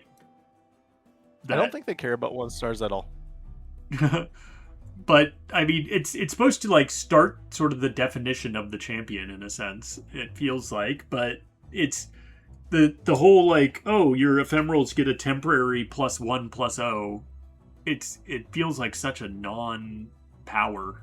I don't know. Like remember with Kindred, like Kindred without her 2-star Spirit Blossom Kindred can't level up. Right. And they were just like, yeah, just get 2-star though. Like that was their answer. And I think that might be correct. Like maybe the answer, and he will say that later too. Right. Yeah, so Kindred's, bring this up here. She has with her 1-star, when an ally dies, create a Beast Frenzy in your hand. If you don't have okay, one, maybe it's the 1-star. So yeah, you need her 1-star. So without this, like, you never get unplayable. You never get Beast Frenzy without her 1-star. So yeah. And then you need the Beast Frenzy to level her up. Yep. So she physically cannot level up without her 1-star. So I think they just like probably don't think about champions under 3-star would be my guess. And to be perfectly honest, neither do I. But I mean, that's sort of the thing. I mean, for me, sorry, I'm just flipping back and forth here, but like, I don't know. There is a case when you're someone with limited resources. If you get Hecarim to just 1-star here, like this just feels like it doesn't really change the champion much at all. Like this, I feel like this should have been where they said +1/+0 everywhere. Like that normally would have been the case, and then make this something more impactful or something. Like +1/+1 or +2/+0. Right. Would have been if this champion existed in before Constellations. That's what it would have looked like. Right. Like it would have been just better, but. You can beat the Swift Scout with Devastating Charge 1. Like, yeah. I just. Yeah, and I guess that goes into the know. whole thing here of people saying, "Hey, how do I beat a 5-star champion with a 3-star or 5-star adventure with a 3-star champion?" For the head of the curve quest, and his answer is upgrade your champion. So can you lower a little the sorry, yeah, like my picture, your picture's covering it. Yeah, so their response is basically that's their thinking is now, like before where we had it, okay, 3-star champions should be able to go up to like Lysandra at some point. Now their thinking is that's not the case anymore. You should upgrade your champion to contend. Like if you're really having struggles using a 3-star champion against a 5-star adventure, watch my videos. That's the real answer. This is it's your content farm. You have to, This is literally what I do on day 1 of the patch. I will show you how to use that 3-star champion to beat the 5-star adventure. This segment of this podcast is sponsored by Dia Prasad. Dia plays games. If you're struggling with a champion, trying to get your platinum vault, but you just can't do it, watch Dia plays games. Yeah. But yeah, they also said like, so above that, why are you doing level 15 versus Galio? Mm-hmm. We're not going to aim a 3-star so they can beat a 4.5 or 5-star adventure. I think that's wrong. Right. I think that should be the aim. And like, it's cool if like a 3-star can beat a 5-star and that's what you're looking at doing. And I don't know, that just seems like it would be correct to me. But in all honesty, like the 3-stars can beat them. Like Trendemir was my worst like experience doing this. But since then, I don't think any champion has really taken me more than like 2 or 3 tries to actually beat like ahead of the curve. Also, like, there are people who are doing 0-star against Lissandra, like it's a thing you can do if you want to. Like Yep. we're not at a point where it's so bad that like they haven't reduced the power to the point where like I'm actually struggling yet. And obviously I'm a seasoned player. I know what I'm doing. I have good drafting instincts, good playing instincts. So like it's gonna be easier for me than a newer player for sure. But like the champions aren't weak to the point, except for Trendemir. Maybe Thresh too. Thresh was bad. But like Thresh is a pre-constellation champion. Yeah. She just sucked. Well, and as you did mention earlier, the bonus stars do make a difference for the seasoned accounts that we have. Like that power has Yeah. at it. Even if you're playing at 0 star, if you're, Shadow Isles champion, you're still getting all the Shadow Isles bonuses, right? So you get all that, regen or whatever, Nexus health, other things that you're getting from bonus revives, whatever. And so yeah, like I said, I don't know how I feel about it. I have very mixed feelings. I would like, in general, like a 3-star should be able to beat 4.5 early in Soul. That's what I think, and should be able to do it like fairly consistently. And I think if we were at that level, then everything else would feel a little bit better. And then I would also like to add a little bit more power into the 6 stars. I think something like Alawi's 6-star feels deficient to me when you compare it to something like Swain's. I mean, Swain's obviously being an outlier, but that's how they should feel, Yep. All right. This is like the thing I care about the most, I think.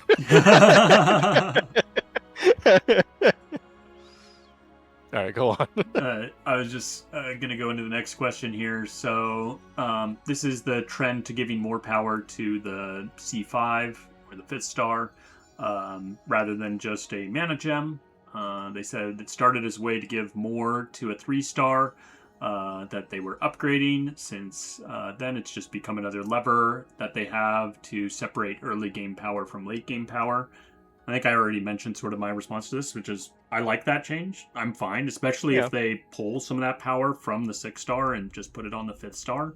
I think that's better. I like a smoother power curve than just being like, hey, we dumped all the power of this character into the 6-star. I would much rather have a champion feel good and feel like you're getting significant upgrades along the way. So I think it's good. So like the next part of that, why not buff the C2 then? Is because the existing C3 was already tuned for 3-star content, and we don't want to change that when using it on a new champion. We're doing it because we feel the 2-star doesn't need all of that power until late game content. This is the part where I don't like it. Like, I understand the reasoning, and it's probably fine. I do think the C2s should, especially when it's like the +1/+0 to +1/+1, that should just be in the C2, and then the C5 should be like +2/+1 or +2/+2 instead. That's what I think. Because like it just feels odd. I'm gonna say it. It just feels odd to like have the 0 become a 1. But I do like that there is an upgrade at the C5 other than just the mana gem. I think that part's very cool. And I just wish that we weren't taking it from the 2 and just adding something additional, which would probably also make the champion feel even more complete at like the 6-star level. And also at the 3-star level, which is like my primary issue with them, like reducing like the power overall of the champions, which I also don't think they should be doing. It's a PvE game, like who cares? I generally agree with you on those points. So, like, is the game more fun if we're struggling at Zoe with a 6-star champion, or is it more fun if we're destroying Zoe with a 6-star champion? I guess is like the main question, and I don't know the answer to that.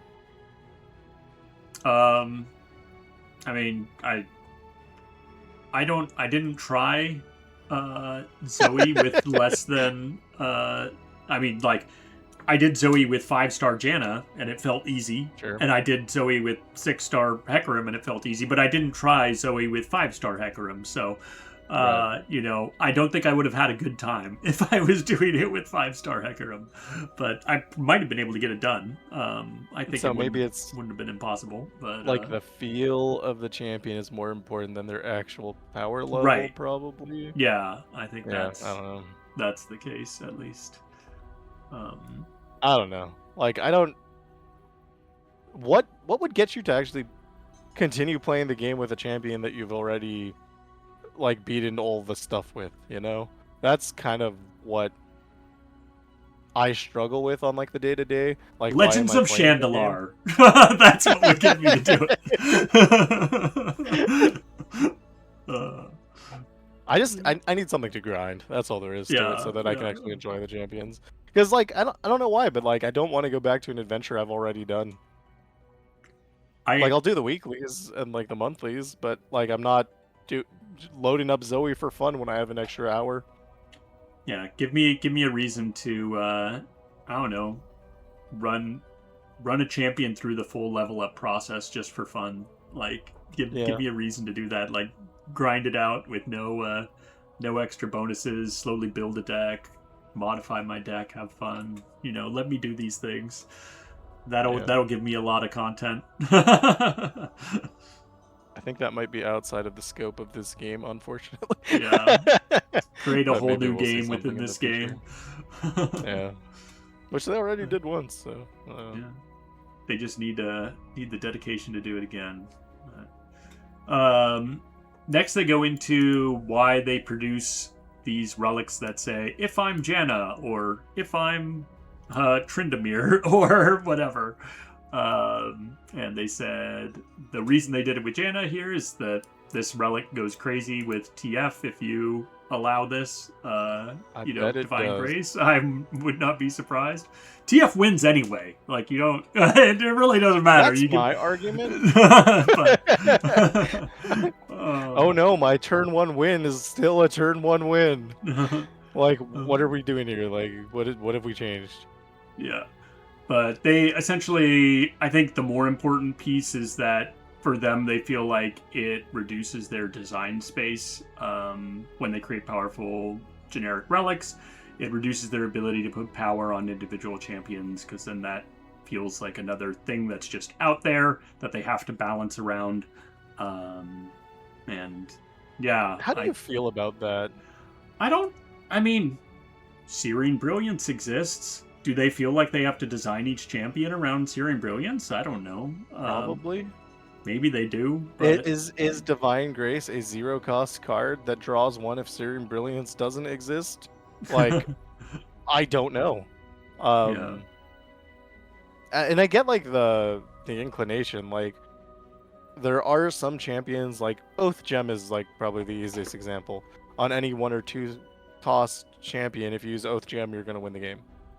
Like, you're playing the relics, not the champion at a certain point. Right.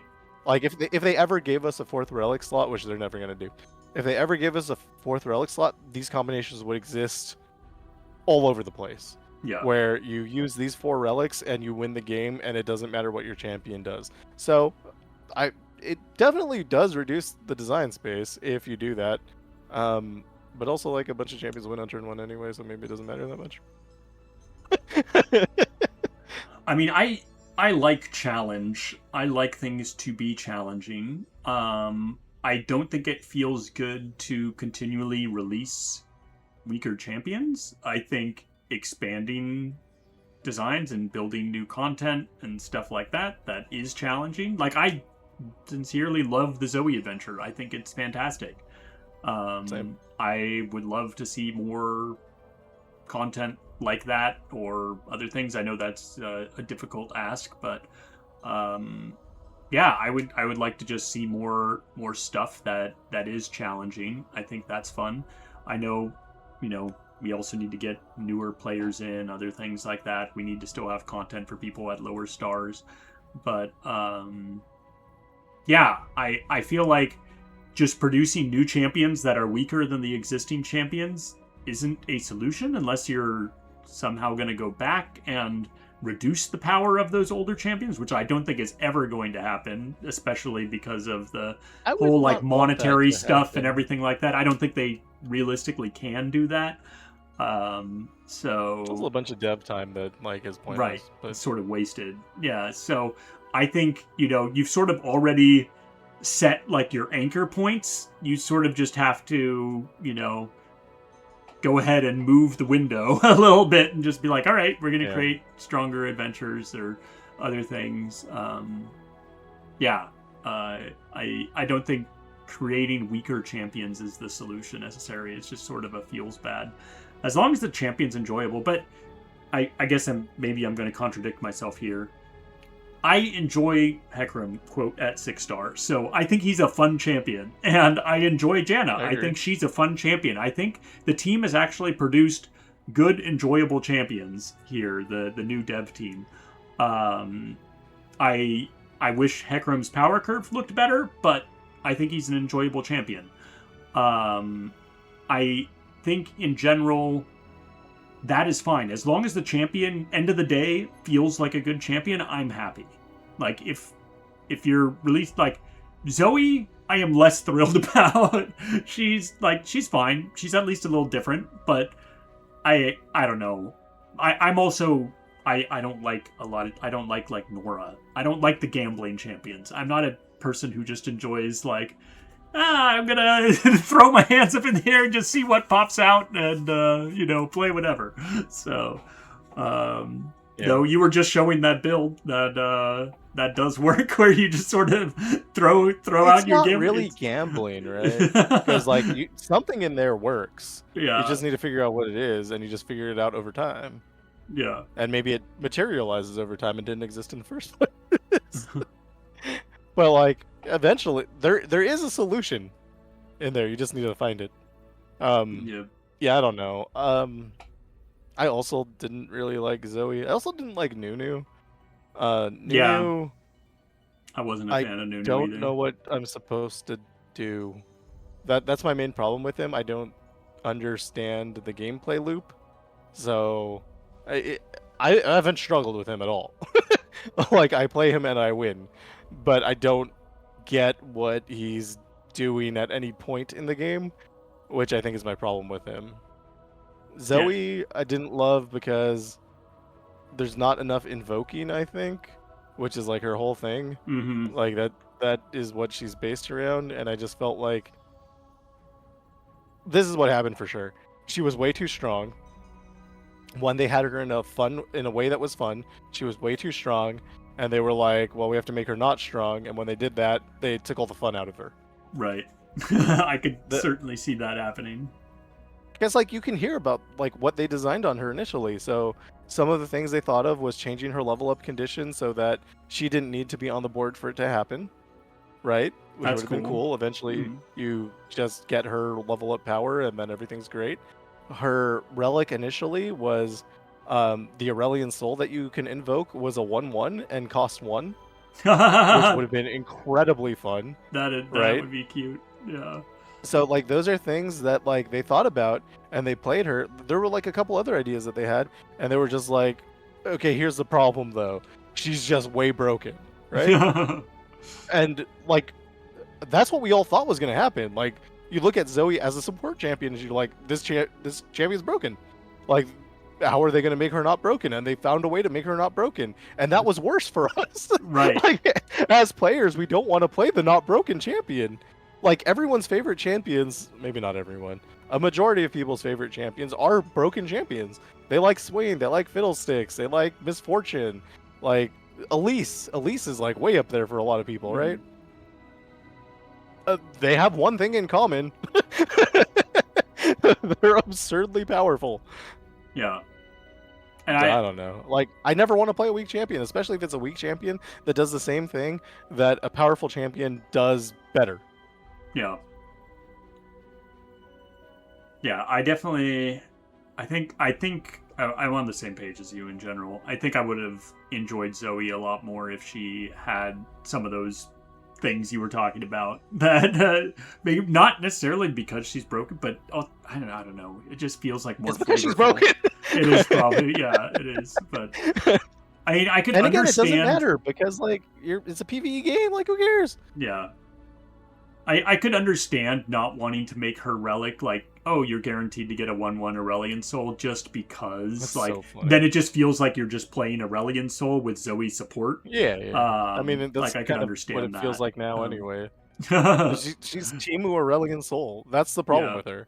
Yeah. Like, everything she does, Aurelian Soul does the same thing, except he does it better, and there's not like a strong differentiation between the two champions. Yeah.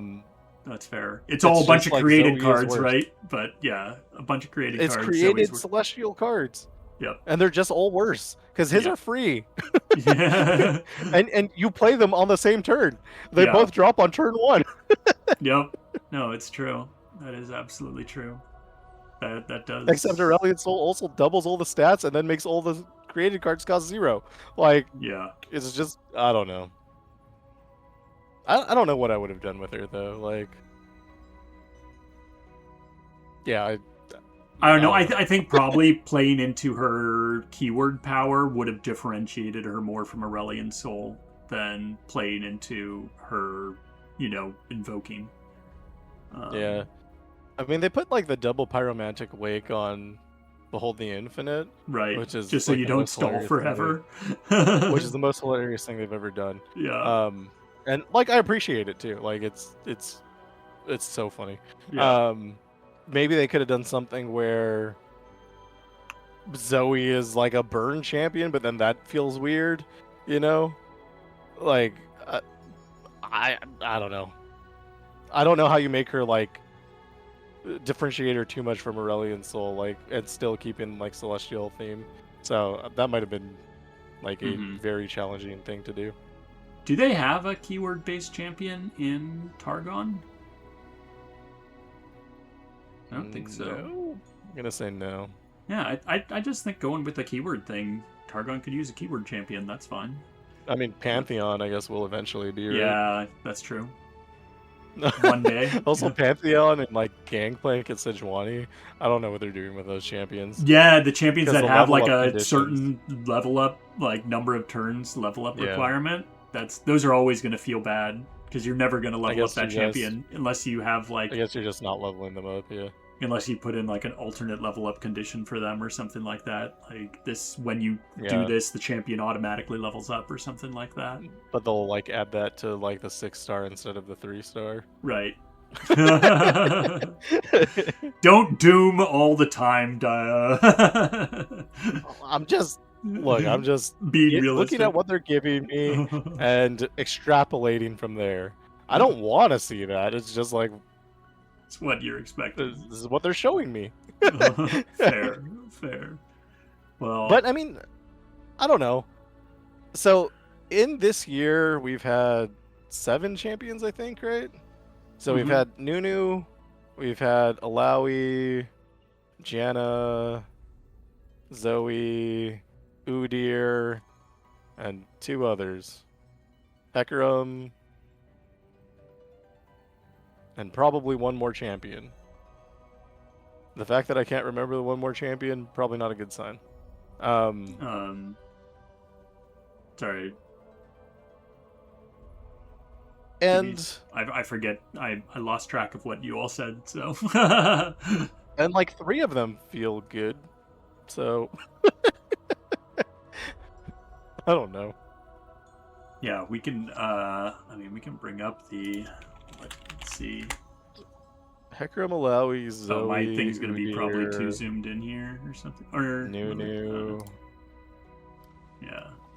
We have What's- Janna, Hecarim, Alawi, Zoe, Udyr, Nunu. Soraka is the other one. Yeah, Soraka was in February. Yep. So Soraka was the other one. And like overall, like I feel like they turned out okay. Like Alawi to me doesn't really feel different than her 3-star version, which is like maybe okay because like it still keeps in theme and it's just like slightly more powerful. But honestly didn't differentiate enough from 3-star for me to like really care about her. Janna turned out incredible. But maybe she was like secretly incredible and I just didn't know it. I think Udyr worked out really well, even though he's a stat champion.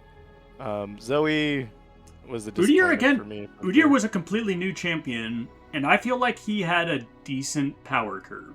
Like his did not feel lopsided in the same way that Hecarim's does. You probably need his 4-star. Yeah, you do. But that's Janna. She feels a lot better when you get her 4-star. Udyr feels a lot better when you get his 4-star. I like having a 4-star that feels impactful. And I mean, Hecarim, actually, his 4-star feels a lot better than it looks like. What is his 4-star? It's the Challenger. You get Challenger on stuff that's his 4-star should have been hollowed. I mean, it's still like they really gave him good hollowed to get anyway in his bonus star. They should have just made his 4-star hollowed, and I think that would have helped a lot. And then they could have put Challenger in his bonus star. Like, that would have been fine. Like, I think switching those positions would have made so much more sense for, like, just, like, a good power curve. Like, because then even, like, you can then still any say unit 3-star dying wasn't that gives you good. hollowed, and yeah, if you just, like, ephemerals get Challenger or something like that as, like, a bonus star, yeah. I think that would have made him feel just better in general. But like overall, like the champions and like, you know, we talked about it like last time. I don't think they're like super inspired or anything. Also, Soraka should have had Star Spring. I'm going to say that every time we talk about Soraka. It would not have changed her time to win at all. She would not have been a stronger champion if Star Spring was in her deck. Just put it in her deck. Like, do it now. It's in her support package. Like, what are we doing here? Whatever. That's the second thing I care about. First, power curve of champions. Second, Soraka not having Star Spring. But like overall, like the champions have been like, I think like okay. Like they're okay. I don't know that like, I mean Janna's the most fun of them. Soraka's probably the second most fun, and like the rest just kind of feel like champions. Like I never will have an interest in playing like Alawi. I a little bit have an interest in playing Nunu because I want to figure out how he's supposed to play, and I haven't figured that out yet. But like, Hecarim I'm probably never touching again. Like Udyr, I'm probably never touching again. And it's not like a deficiency of the champion. I just like, why? Like, what are they doing? What experience are they giving me that another champion is not giving me? And I just don't feel like it's there. Zoe, maybe I come back to. I kind of like invoking. It's kind of fun. Yeah, I don't know. Yeah, I feel like I don't know. Like we were talking about before, I think they need some more either like regular events or other just more things to do sort of on a regular basis in the game. The champions. Like even if they're releasing one champion a month, like I know I've made this comparison before just because I've been playing Mormons because I've been bored of not having enough content here. But Mormons only releases one new character a month. Like, they've been doing this for a while. But it feels like so much more energy going around because they have, like, a new event going on every week or two. They have a new, thing you can do or, new things or things that are existing that have reset that you can get more rewards from and stuff like that reset on a regular basis. So you go back to go get more rewards from that. And so it just always feels like there's something more for you to grind towards or do or something. There just feels like there's more energy behind the game and what's going on. And there's communication where they're like teasing the new champion on a regular basis or they're, showing off different aspects of different things. And it's just like there's so many parallels here where I'm just like, Legends of Runeterra is so much more free to play friendly and just like, there's a lot, I think it's a better game in general. Like, and I think Legends of Runeterra is a better game. It's an easier game, but it's a better game in the, way that it treats its players. But there's so much less, going on. It feels like a game in decline rather than a game that's like gaining steam and going to like go places, which, sure is true in a lot of aspects. But I want it to like get that reinvigoration of, hey, there's exciting stuff happening. Come back, come do these things, like that. I really want to see that. Speaking of that, we have our last question. Yeah. Getting bored with the game, running out of things to do, anything aside from new champs? Answer, the team is well aware that this slow period was going to take a toll. In addition to getting back to 2 champs a month, they're also practicing adventures and related content. I won't confirm anything else, but basically it's known and won't be like this forever. So we have a light at the end of the tunnel. And hopefully, again, like, the champions aren't bad that they've released this year. They're fine. It's just like, why would I ever play them? Like, what am I doing?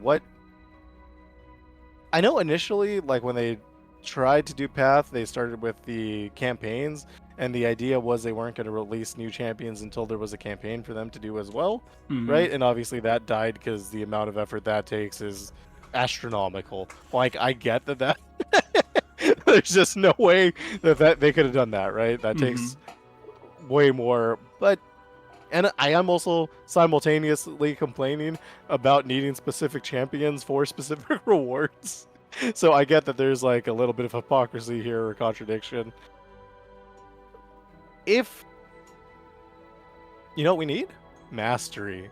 Mastery already exists in PvP, and the more you play it, the more mastery you get on the champion, and it does nothing, right? It just like makes your icon around your champion look cooler. But it gives you a reason to play that champion. Yeah, I don't know if I would play a champion for mastery. If they put in leaderboards for Defiance, I would. If they put in leaderboards, I would grind for leaderboards, but I don't think I would grind for mastery. I probably would. But yeah, if they put in like leaderboards for Defiance and stuff like that, I would try to get on the leaderboards for the different adventures for different Defiance levels and whatnot. I don't know how they would do that. It seems like, I mean, you could say like Defiance and then the number of Defiance and then like the time or whatever and which champion you use. But like, I don't know if that. Yeah, you just have essentially each champion for each adventure has its own leaderboard, and you score it based off. Just shows the highest. Yeah, Defiance the highest number Defiance that's done, and then I guess you can do time or something after that. Yeah. As the breaker or something. So. Yeah. I don't know. Like, I think runes, if you can like infinitely grind rune shards, is at least a reason to play the game. But then you probably do like the unfun thing, which is take your fastest champion and just like run through it 100 times, and then like grind rune shards that way. If there was like some reward that you get for playing each champion each month or something, you know, like beat a 5-star with any champion, and it's just like Zoe and it has all the champions there, and each time you do it you get a thing, right? Maybe that's a reason to play them. Like I mean, I think it would be way cooler. I mean, I would certainly like it a lot more if they made it so, like, let's say every month the Zoe adventure reset, like the first time you get all your rewards or whatever, fine, but then like each month it resets, and if you want to get your monthly Defiance or whatever stuff, not Defiance, sorry, your monthly glory, you can rerun Zoe with different champions. I would like that way more than doing the monthlies or something. Like, I would gladly run through Zoe again with champions. That is a really good point. Like, just give me the glory or whatever again. Like, let me earn the glory that way instead, and then I'm playing your game, and it's much longer play sessions and more things to do. Yeah. Okay. Yeah, Like you know, that works for me. If there was like each champion per month could earn a certain amount of, I don't even know what it's called, glory road points. Well, you just have it like you just do it the same, like essentially the way Zoe works right now. You just have each champion can run it once, and let's say each time you do it, you get 50 EXP or something towards the champion road, and it's the same road. Like it's going to be faster for you to do the monthlies, but you can still earn EXP towards it just by doing the Zoe adventure, and then I'm happy to do that. I will gladly do the Zoe adventure instead. Yeah, something like that. You just need something to encourage you to play the other champions, so that you have a reason to play the other champions, and you need to have that on like a monthly basis. I think is good. Then you'd play like at least 30 champions or whatever. Right. Versus, I guess monthlies are a reason to play, but monthlies suck and no one wants to do them. Let me play the full game. Let me play the like biggest roguelite mode that you have, which is Zoe at Dunstar. I mean, even if they like picked an adventure like a daily run, where like one of the, like, let's say anything 5-star or above, one of those adventures, and it picks a specific champion, and if you do it, you get Conquest or whatever, something like that. So like every day it's a rotating thing, and then you have something to do every day at least. It's guaranteed, right? If you don't want to do it, you don't do it because it's conquest, and you can get it from doing your monthlies or whatever. Right. So there are other places to get it, but then it encourages you to play that champion, and then the adventure is randomized a little bit more than whatever's right in front. So there's still a reward, but then also like a reason to play the champions, and then because like when I go back and play champions, then I'm like, this champion wasn't that fun. Oftentimes I will find them more enjoyable. Like like maybe I'm trying to do something different with them, or like playing them in a different context, and then Right. like I said with Janna, I played her at 3 stars 5 years ago. I was like, this champion is balls. And now I played her again to do like my 3-star no epic relic run, and I'm like, this is fun. How did I ever think this wasn't fun? Oh man, you know what I just thought? What if they did this? Would be awful yet great at Saber. So similar to the way they have weeklies and stuff like that. So we were just talking about the resetting Zoe, but instead they create I mean, Zoe's already in the nightmare realm, but they create another nightmare Zoe where she gets randomized nightmare additional randomized nightmare modifiers that absolutely make you have to push your champions Zoe, to the broken limit. blade. Zoe with cage match. Just Let's never do absolutely that. torture you. I mean, maybe like why not? You know, You know, toss something as long as you out have like there. a global leaderboard or something, so Yeah. that people can see that it's being done. That would be Yeah, I don't know. hilarious. I think a daily run would be fun though. Yeah. Like, and probably not that hard. Like you can do like the same code that you're using for like nightmares already in monthlies, and then just like except apply it to more things, you know. Yeah. And then just pick a champion, and then you just everyone goes through it with that champion, and I think that would be give me a thing to do like every day at least. I mean, which is all I'm really looking to do. Yep. Yeah. I don't know. Well, You know, we've like been Copeland chatting for like says, 2 hours here. Surprisingly.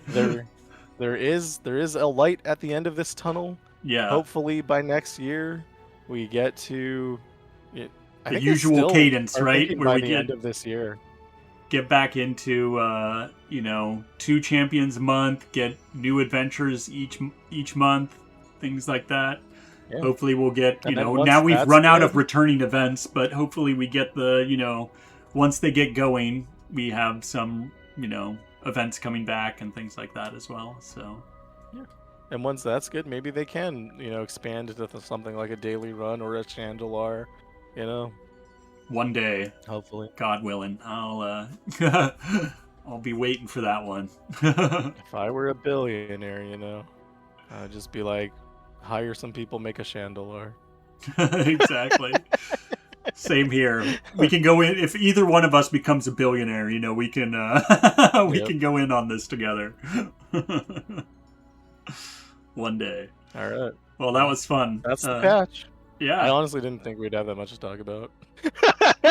Apparently, we can. I was like, we this can is going to rant. be like a 45-minute. Oh, yeah. We'll be back. Hopefully, I know we've had a couple scheduling conflicts and things like that. But hopefully we'll get back to our tier list soon, and then we'll have another patch Right, next that's month, the I thing, believe. So Yeah, we'll keep so- it going. You'll see us either every 2 weeks or every month. Yep. All right. Well, hope you all have a good one, and we'll catch you next time.